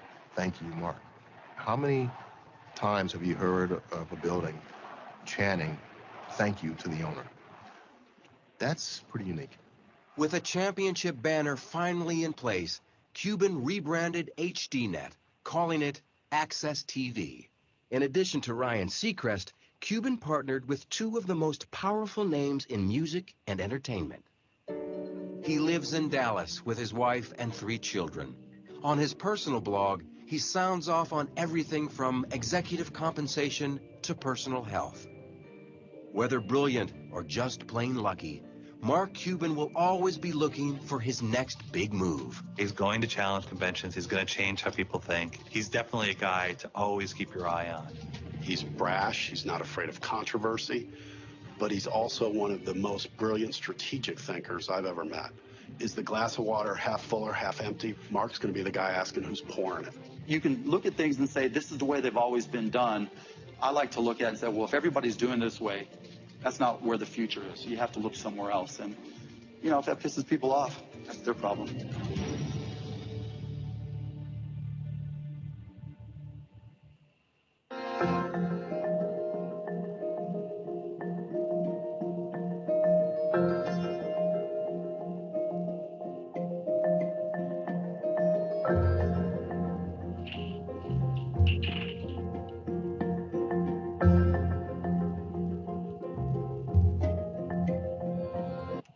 Fantastic. Super duper. So there's another entrepreneur for you who has a very specific attitude. Remember, one of the things that makes a good entrepreneur is no matter what you have to say, they don't care. They're going to continuously move in the direction that they believe there's an opportunity. I think Mark actually has a really good comment near the end there where he says if things are being done the way they're always being done, then it's not the direction of the future. And he's very correct in that things just need to be tweaked slightly and you have something totally new and totally different. So that's the entrepreneur. And also you've had a chance to see how they start their businesses and what kind of attitude and character they have when these people actually do get involved. And the fact that they really don't seem to care a great deal either what other people happen to think. And that makes them a very unique and resilient type of personality. So you guys still there? Yeah, I'm still here. Okay, good show. Well, Yes, I'm still here. Fantastic. So we're going to take a break. We'll come back at 3:15, and then we're going to finish off with the next chapter. Next chapter is based on planning, so it won't take us very long to go through. So say 3:15, and then we'll start up again. Okay, no problem. Fantastic.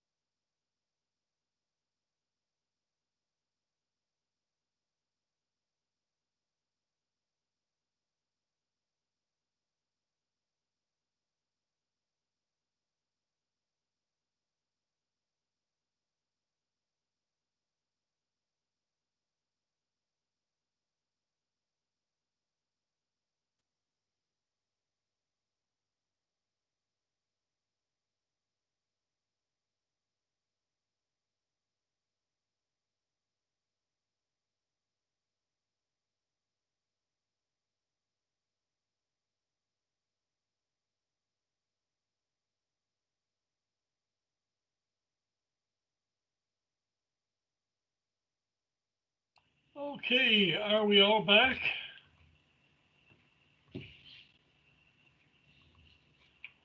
Yes, no, maybe, could be, should be, possibly. Yeah, I'm here. Fantastic. That's one of you.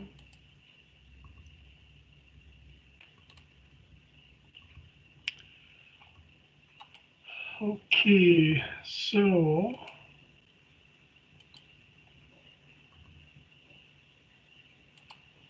let's just move this out of the way. So the second chapter is about the planning process and also some of the techniques that would go along with it for the manager. So we're going to take a look at this section as well. Let's just double check everything is set up. Good show. So let's take a look at this one.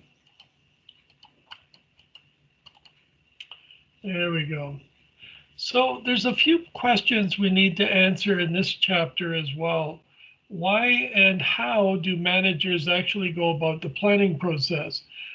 We'll take a look at some of these. We'll also take a look at the types of plans that managers are responsible for.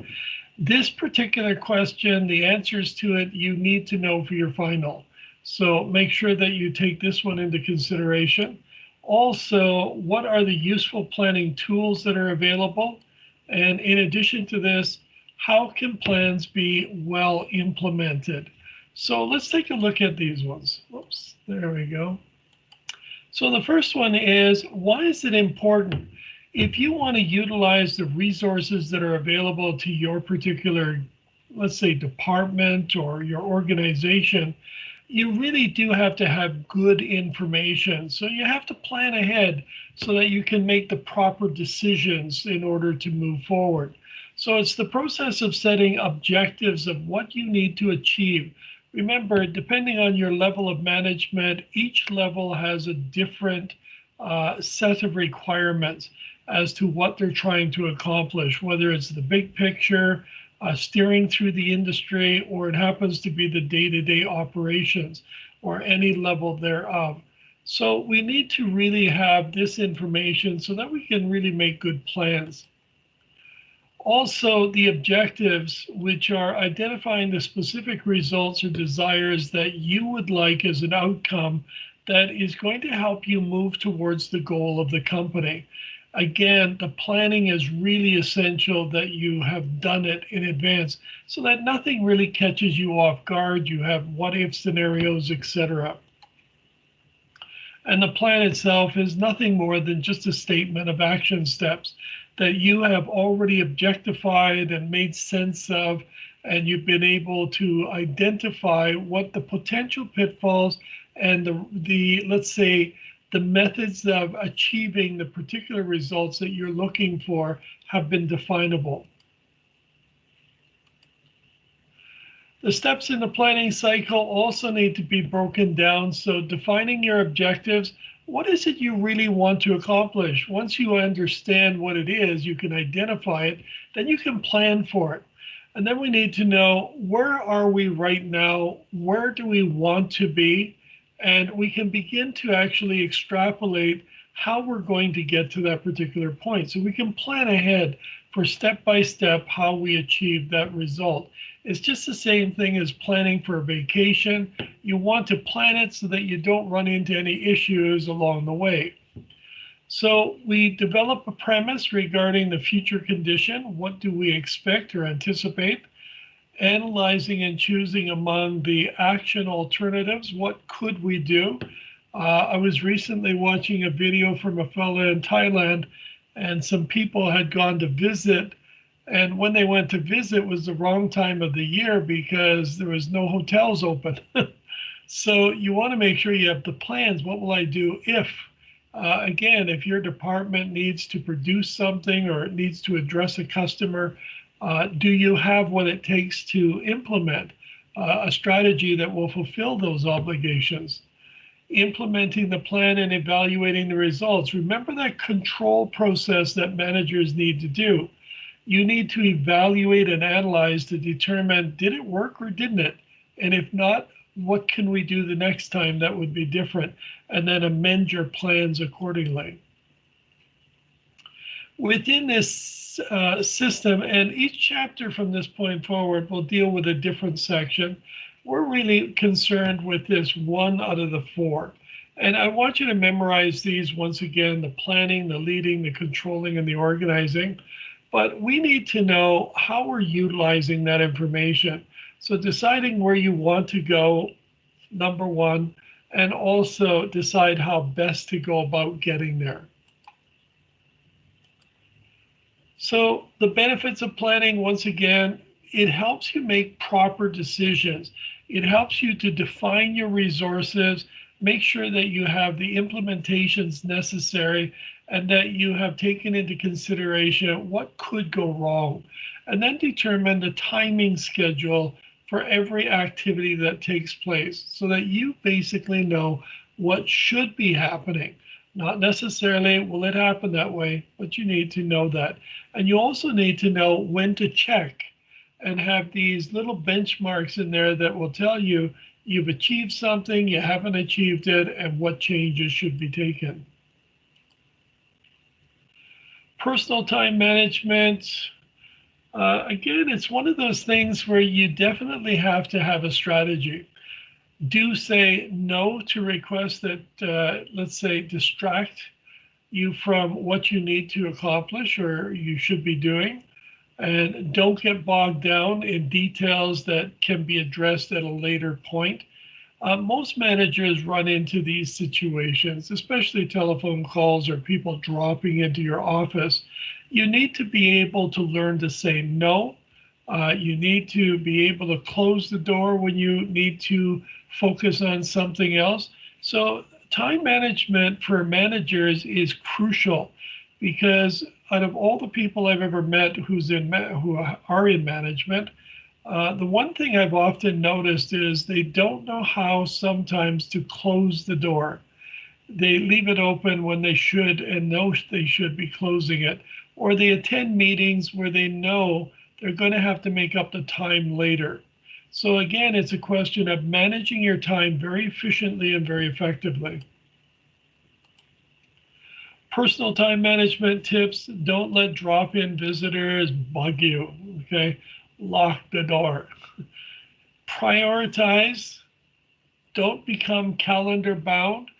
Don't just simply put something in the calendar and says it must be accomplished at this point. Something else could rear its head, which is far more important, and you need to deal with things according to the priorities.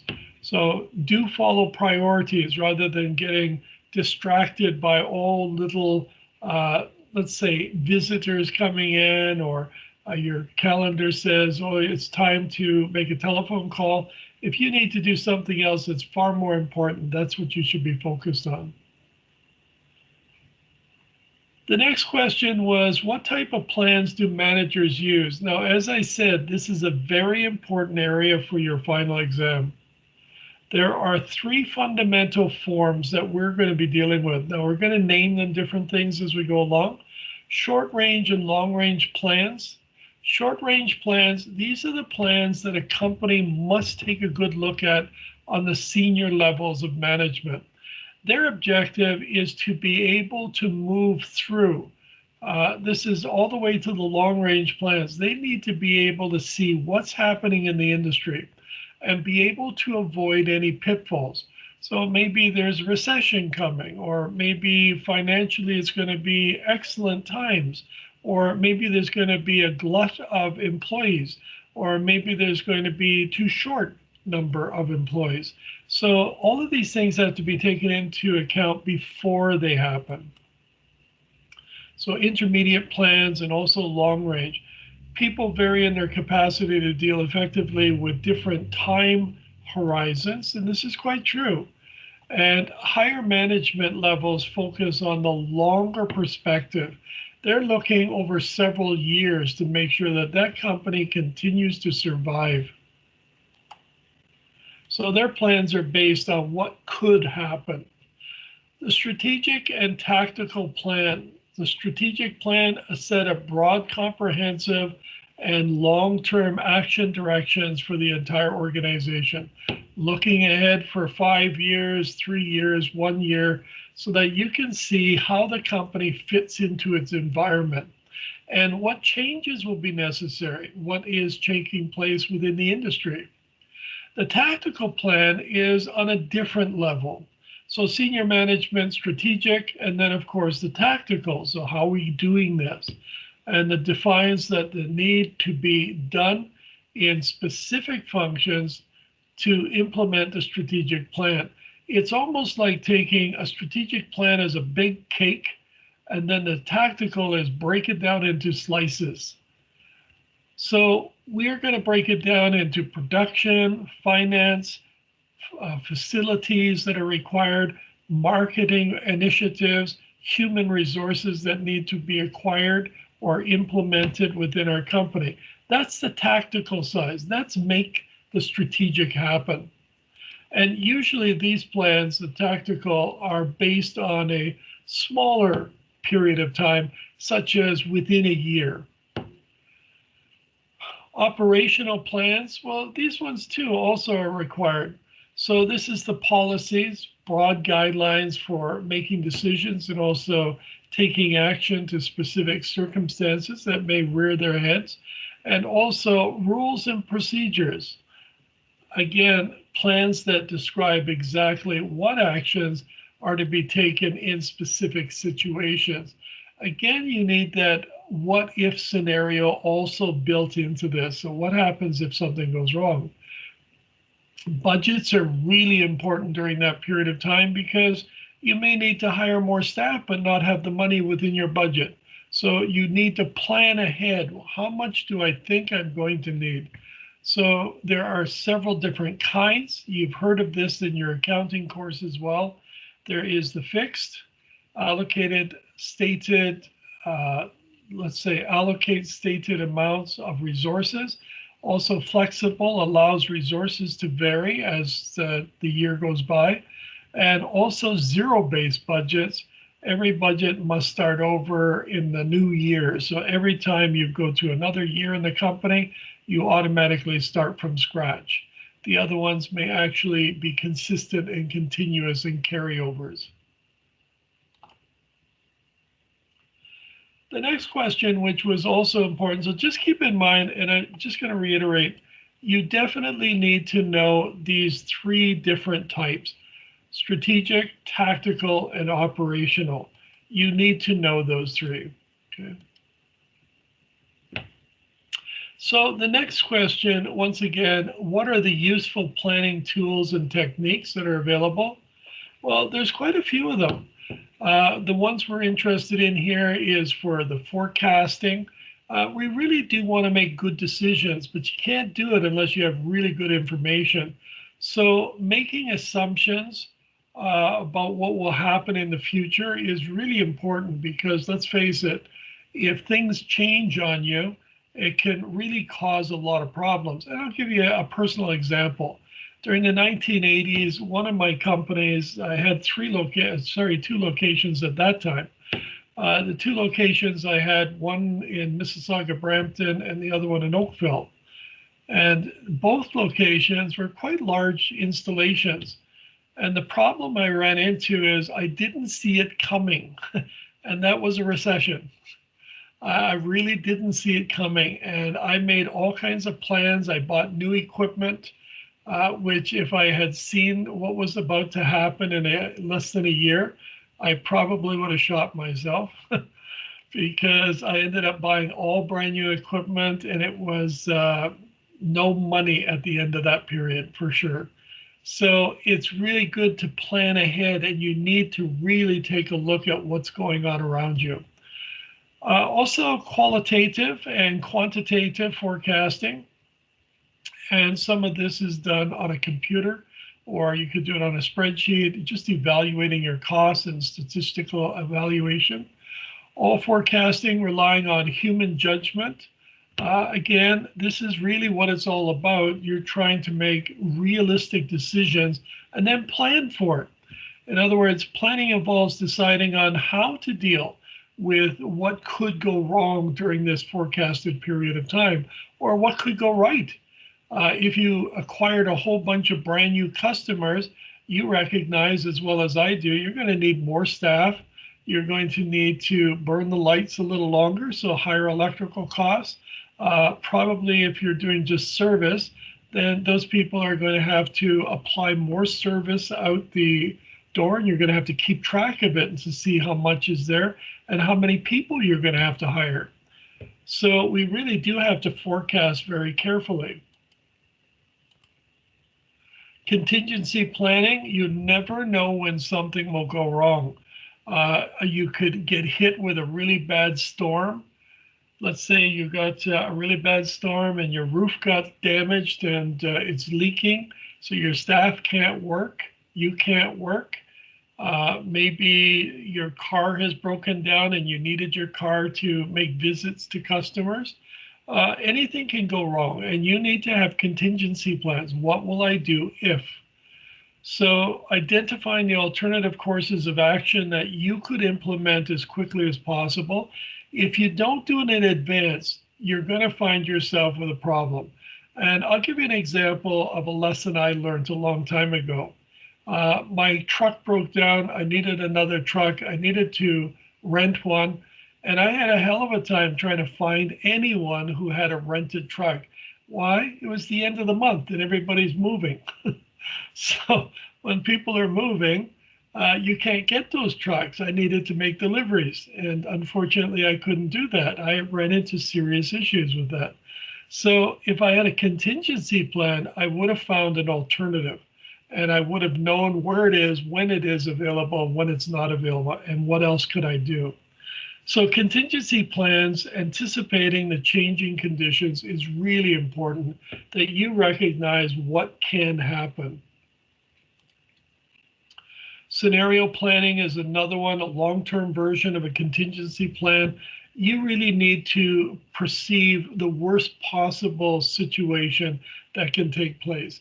What would happen if there was a big storm and all the power went out?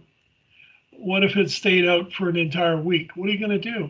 You're going to run to Canada Tire and get a little generator and try to keep some of the lights going. You may go to Canada Tire and there's no generators available. You're going to rent one. I got news for you. Those are expensive. You need to have real, well thought out strategies as to what you're going to do. And it doesn't take a lot of effort. By the way, I may be stressing it a little bit, but it doesn't really take a lot of time or effort to figure these things out. It's just, what will I do if? And also benchmarking, external and interior or internal comparisons in order to better identify the performance within your particular organization or your particular, let's say, services or products that you're creating, and adopting the best possible practices that are going to give you the best possible outcome. And again, it's a question of get it done quickly, but highly effectively and highly efficiently. Use of staff planners, really important. People get sick. People don't show up. People go to see their friends because they're sick and they don't come to work. So what are you going to do? They get stuck in the snow, car breaks down. Somebody in the family gets sick and they have to take them to the hospital or a doctor. Well, you have to strategically figure out, what am I going to do in these situations? Coordinating and also energizing the planning function by helping to bring focus. And that's the key element here. You need to be highly focused, and so do your plans. So often these are strategic, especially when you're dealing with the big picture, but you're also planning the tasks as well so that they can still be accomplished. Do you have other staff who can do the job of the person who didn't show up? And what's the outcome if you take them away from their duties? So again, you really do have to know your business in a sense. How can plans be well implemented? Well, there is a strategy. we need to know what is it the outcome needs to be. What is the goal? What do we want? What has to be there? At the end of the day, what needs to be accomplished? So great goals are SMART goals, and it's broken down as an axiom. In other words, an acronym, S-M-A-R-T, SMART. Remember that it will come back to haunt you on the final. So it starts off with the S, specific. So set specific goals. If you can identify it and you can define it, you can achieve it. Doesn't even matter what it is. If you can break it down, you can see how simple each one of the little steps are. And it's so easy to accomplish anything. Making sure the goals are memorable. So there's your M. Make sure that they're memorable. Ensuring that the goals are attainable. It's not something that is an illusionary thing. But as I said before, if you break a goal down into small little steps, then anything is attainable. It's just a question of figuring out what is the best way of doing that one little step. Goals must be referred to regularly. In other words, we are going to go over them every so often and make sure that we're on track, that we're not deviating from the goal that needs to be accomplished, and we're focused on it. This is really important, to focus on those goals, because if you focus on it and you just keep moving towards it, you're going to succeed somehow. And we also want to make sure that there is some kind of timing involved here. If you don't put a time in, things tend to drag on forever. So it must be timely. We're going to say that all of this has to be done in a year. Okay, so we break it down step by step by step. We define every step and we define all the sub-steps so that we can actually achieve them with ease, and we don't even know that we're achieving them. So that's why we also have to refer to it and make sure that we're still on target. So remember this axiom, SMART: specific, measurable, attainable, referred to from time to time, and also it is timely. You have an absolute beginning, middle, and end, and you've defined the timing for it.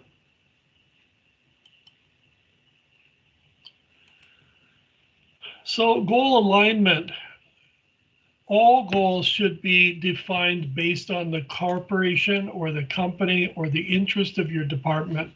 So to make sure that the goals and the plans are well integrated in all levels of the organization.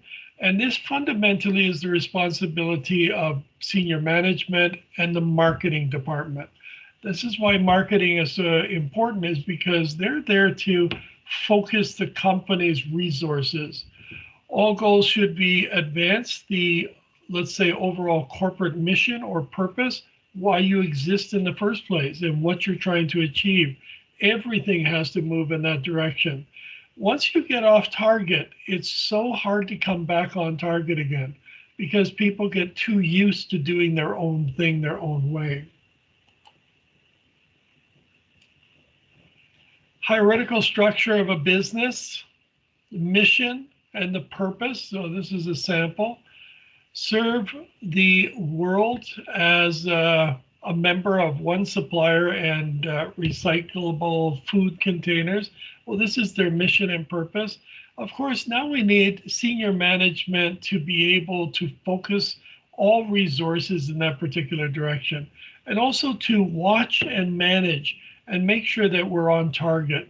Senior management, of course, they're going to break it down for that year or 5-year plan so that they can achieve it on a yearly basis. And they're going to pass their sections to their departments, to the middle management. We're going to try to figure out the day-to-day operations, week-to-week operations, to make those the tactical plans actually come into existence, and the operational plans.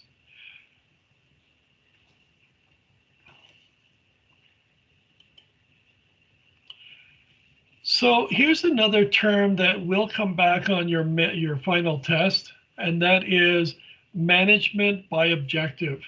So MBO, management by objective. It is a fundamentally structured philosophy. There's a specific way of doing things.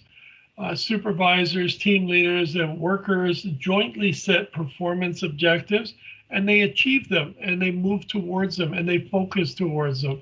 So there's an objective, it is a specific outcome, and everything is moved towards it. So we manage every step of the operation to ensure that the outcome is achieved. Supervisors and team leaders and also the workers jointly review the results to ensure that they are moving in the right direction and the goals are being obtained. Again, if we know the end result, we know what we're getting as an input, then it's easy enough to focus on breaking it down into small steps, and we can actually achieve virtually anything. It's just moving in that one direction. And they give you this little diagram at the bottom here. Again, the team leaders and also the team members, and here jointly planning, they're all working together individually. They're acting together as one unit, but they're all individually working on their section and jointly controlled. So this is managing by objectives, that everybody has an active participant, all have a part to play within creating these particular objectives and meeting those goals. So management by objective. Again, there's an agreement, workers' performance objectives for a specific time period. We're really trying to define how we're going to achieve and how we're going to move towards those results. So we manage each and every step to ensure that each step moves us towards the goal. Anything that moves us away from it, we have to bring everybody back again so that they're focused in one direction. This is where the objectives come in. We define them, we know what we want, and we move people towards them.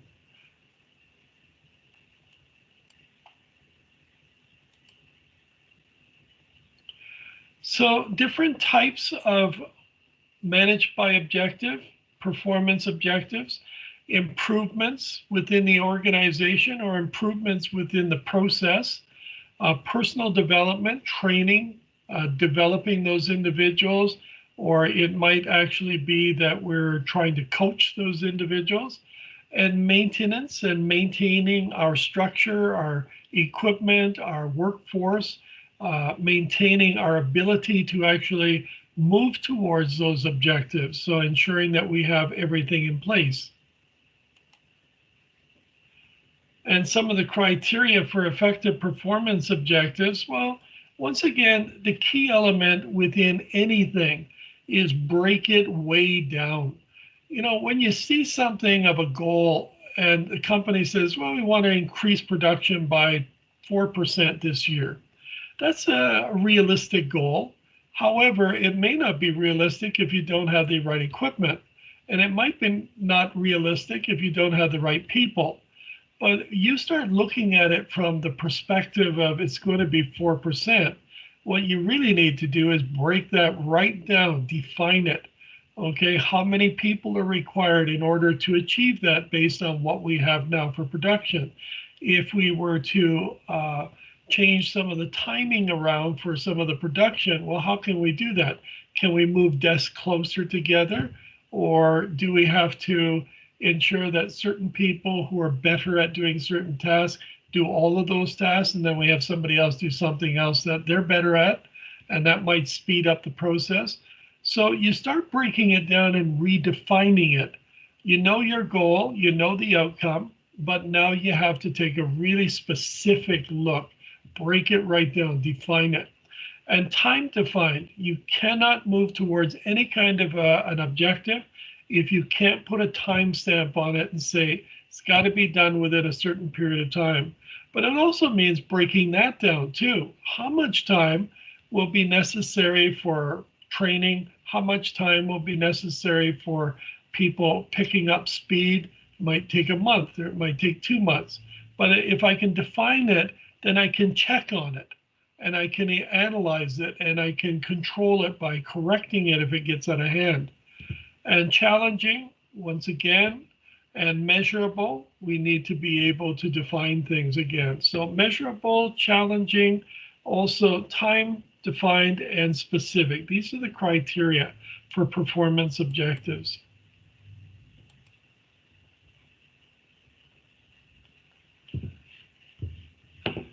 So here's another pitfall, the pitfalls of using or avoiding, let's say, the MBO process. One of the biggest problems you can run into is when you try to take monetary value or economic value and attribute it directly to the end result. So tying MBO to payments or pay or return, you have to be very careful how you proceed with this one. And also focusing too much attention on easily qualifiable objectives. Once again, we need some challenge in there. We need to be able to stretch the rubber band in a sense and find out where will it return to. This is one of the fascinating things that most people never do. They never challenge themselves. Just to give you a quick example, for people who take up speed reading, they oftentimes refer to this as a peculiarity because, number one, the faster you scan information, the sooner or later your brain catches up and it starts to see the information. And as soon as you slow down again and start to read normally, if you were to time yourself before and then after, you'd find that you actually speed it up. It's almost as if you stretch the rubber band to a point where you can't learn anything and you can't actually read the content. And then as you release it, it doesn't go all the way back. It's the same thing here when we're managing by objectives. We want a little bit of challenge so that we stretch it a little bit so that when it comes back improved. Requiring excess paperwork, this is something you really have to avoid. And also having managers tell workers their objectives. Again, it's not necessary. It's really necessary that people know the outcome and the goal that you're striving for. How you intend to do that is up to you to break it down.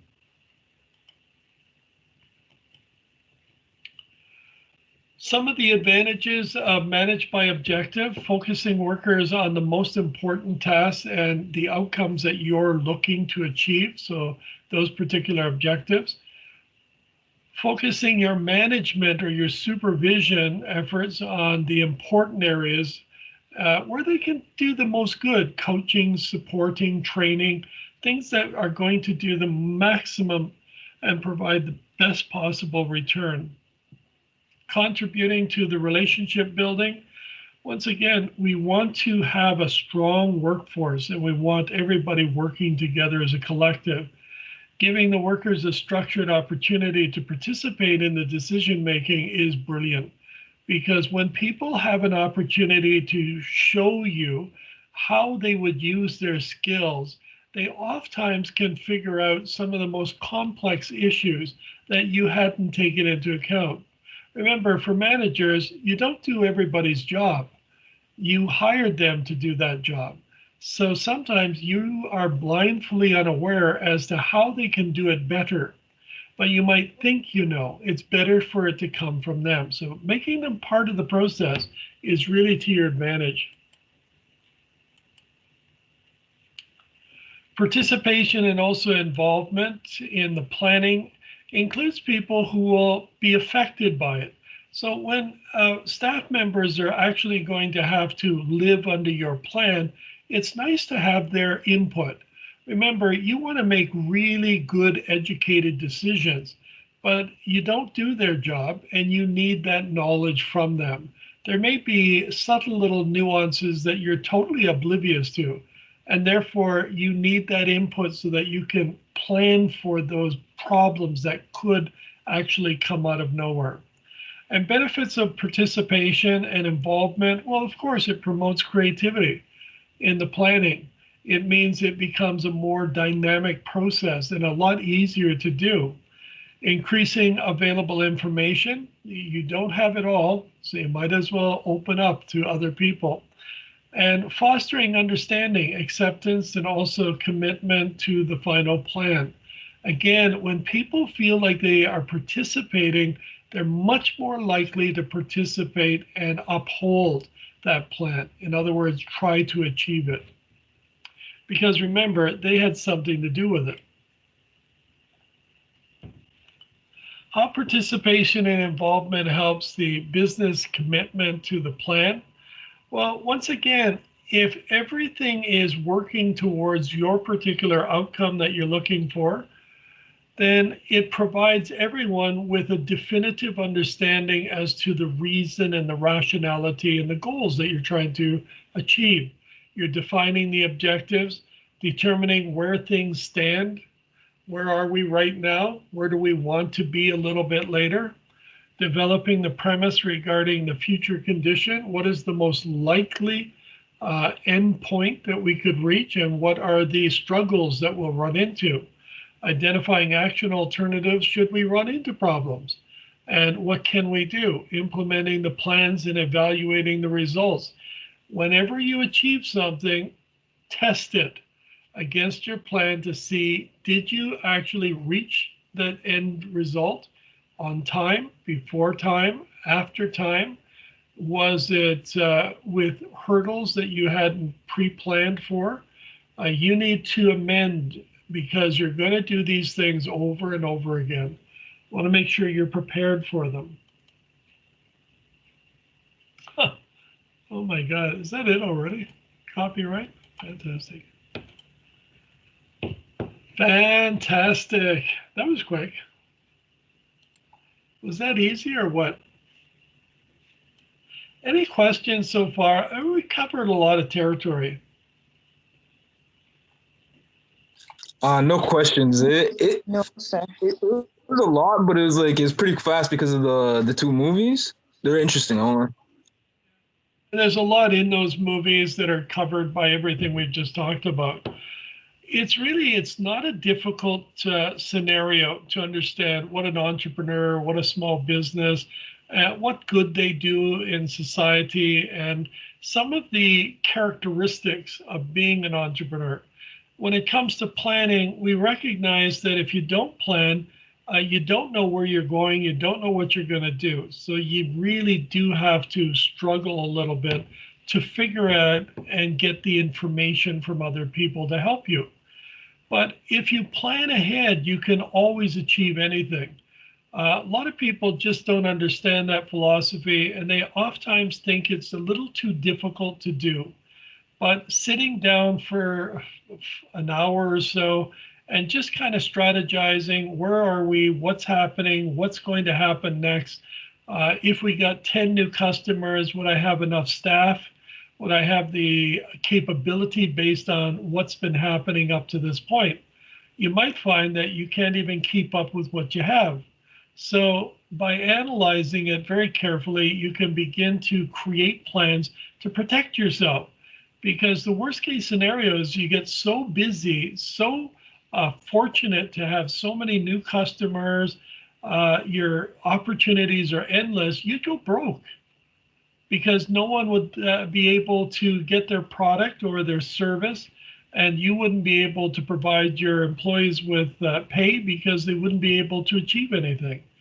So sometimes success, too much success instantaneously without a plan, is not a good thing. And as you noticed with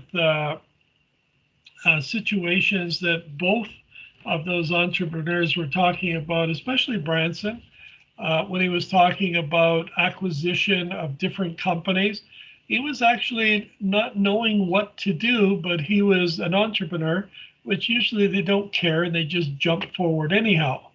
So if it's burning, they just jump into it anyhow. But the average manager would have to plan carefully to make sure that they're not going to lose, and that their employees, which they're trying to protect them as well, are protected from losing their jobs, and that the company is going to be protected and keeps moving forward.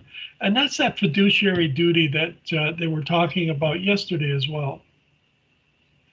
So I'm going to share a couple of files with you. I'm going to throw them in here. Fantastic. There's just a few thousand. Eventually, maybe, possibly. Looks like two of them are just hanging. Not sure why. Still uploading. Okay. There we go. So there's a couple of files there for you as well. I put the PowerPoints in for chapter 5 and 6, the student notes as well. And there's also a review paper there. These are the review questions for the quiz that's going to take place tomorrow. So let me just pull that across here. Fantastic. So this is for chapter 4, 5, and 6. Again, 3 chapters, and that's for tomorrow's quiz.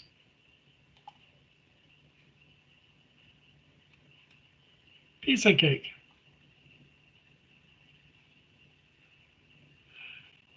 So with no questions, I'm going to be here till 5 o'clock. So if you want me, you can jump back in again and ask any questions you want. Other than that, I'm going to let you go. Have a phenomenal day, and we'll see you again tomorrow. Okay, Good thank you. afternoon, everyone. See you again tomorrow. Yeah. You too.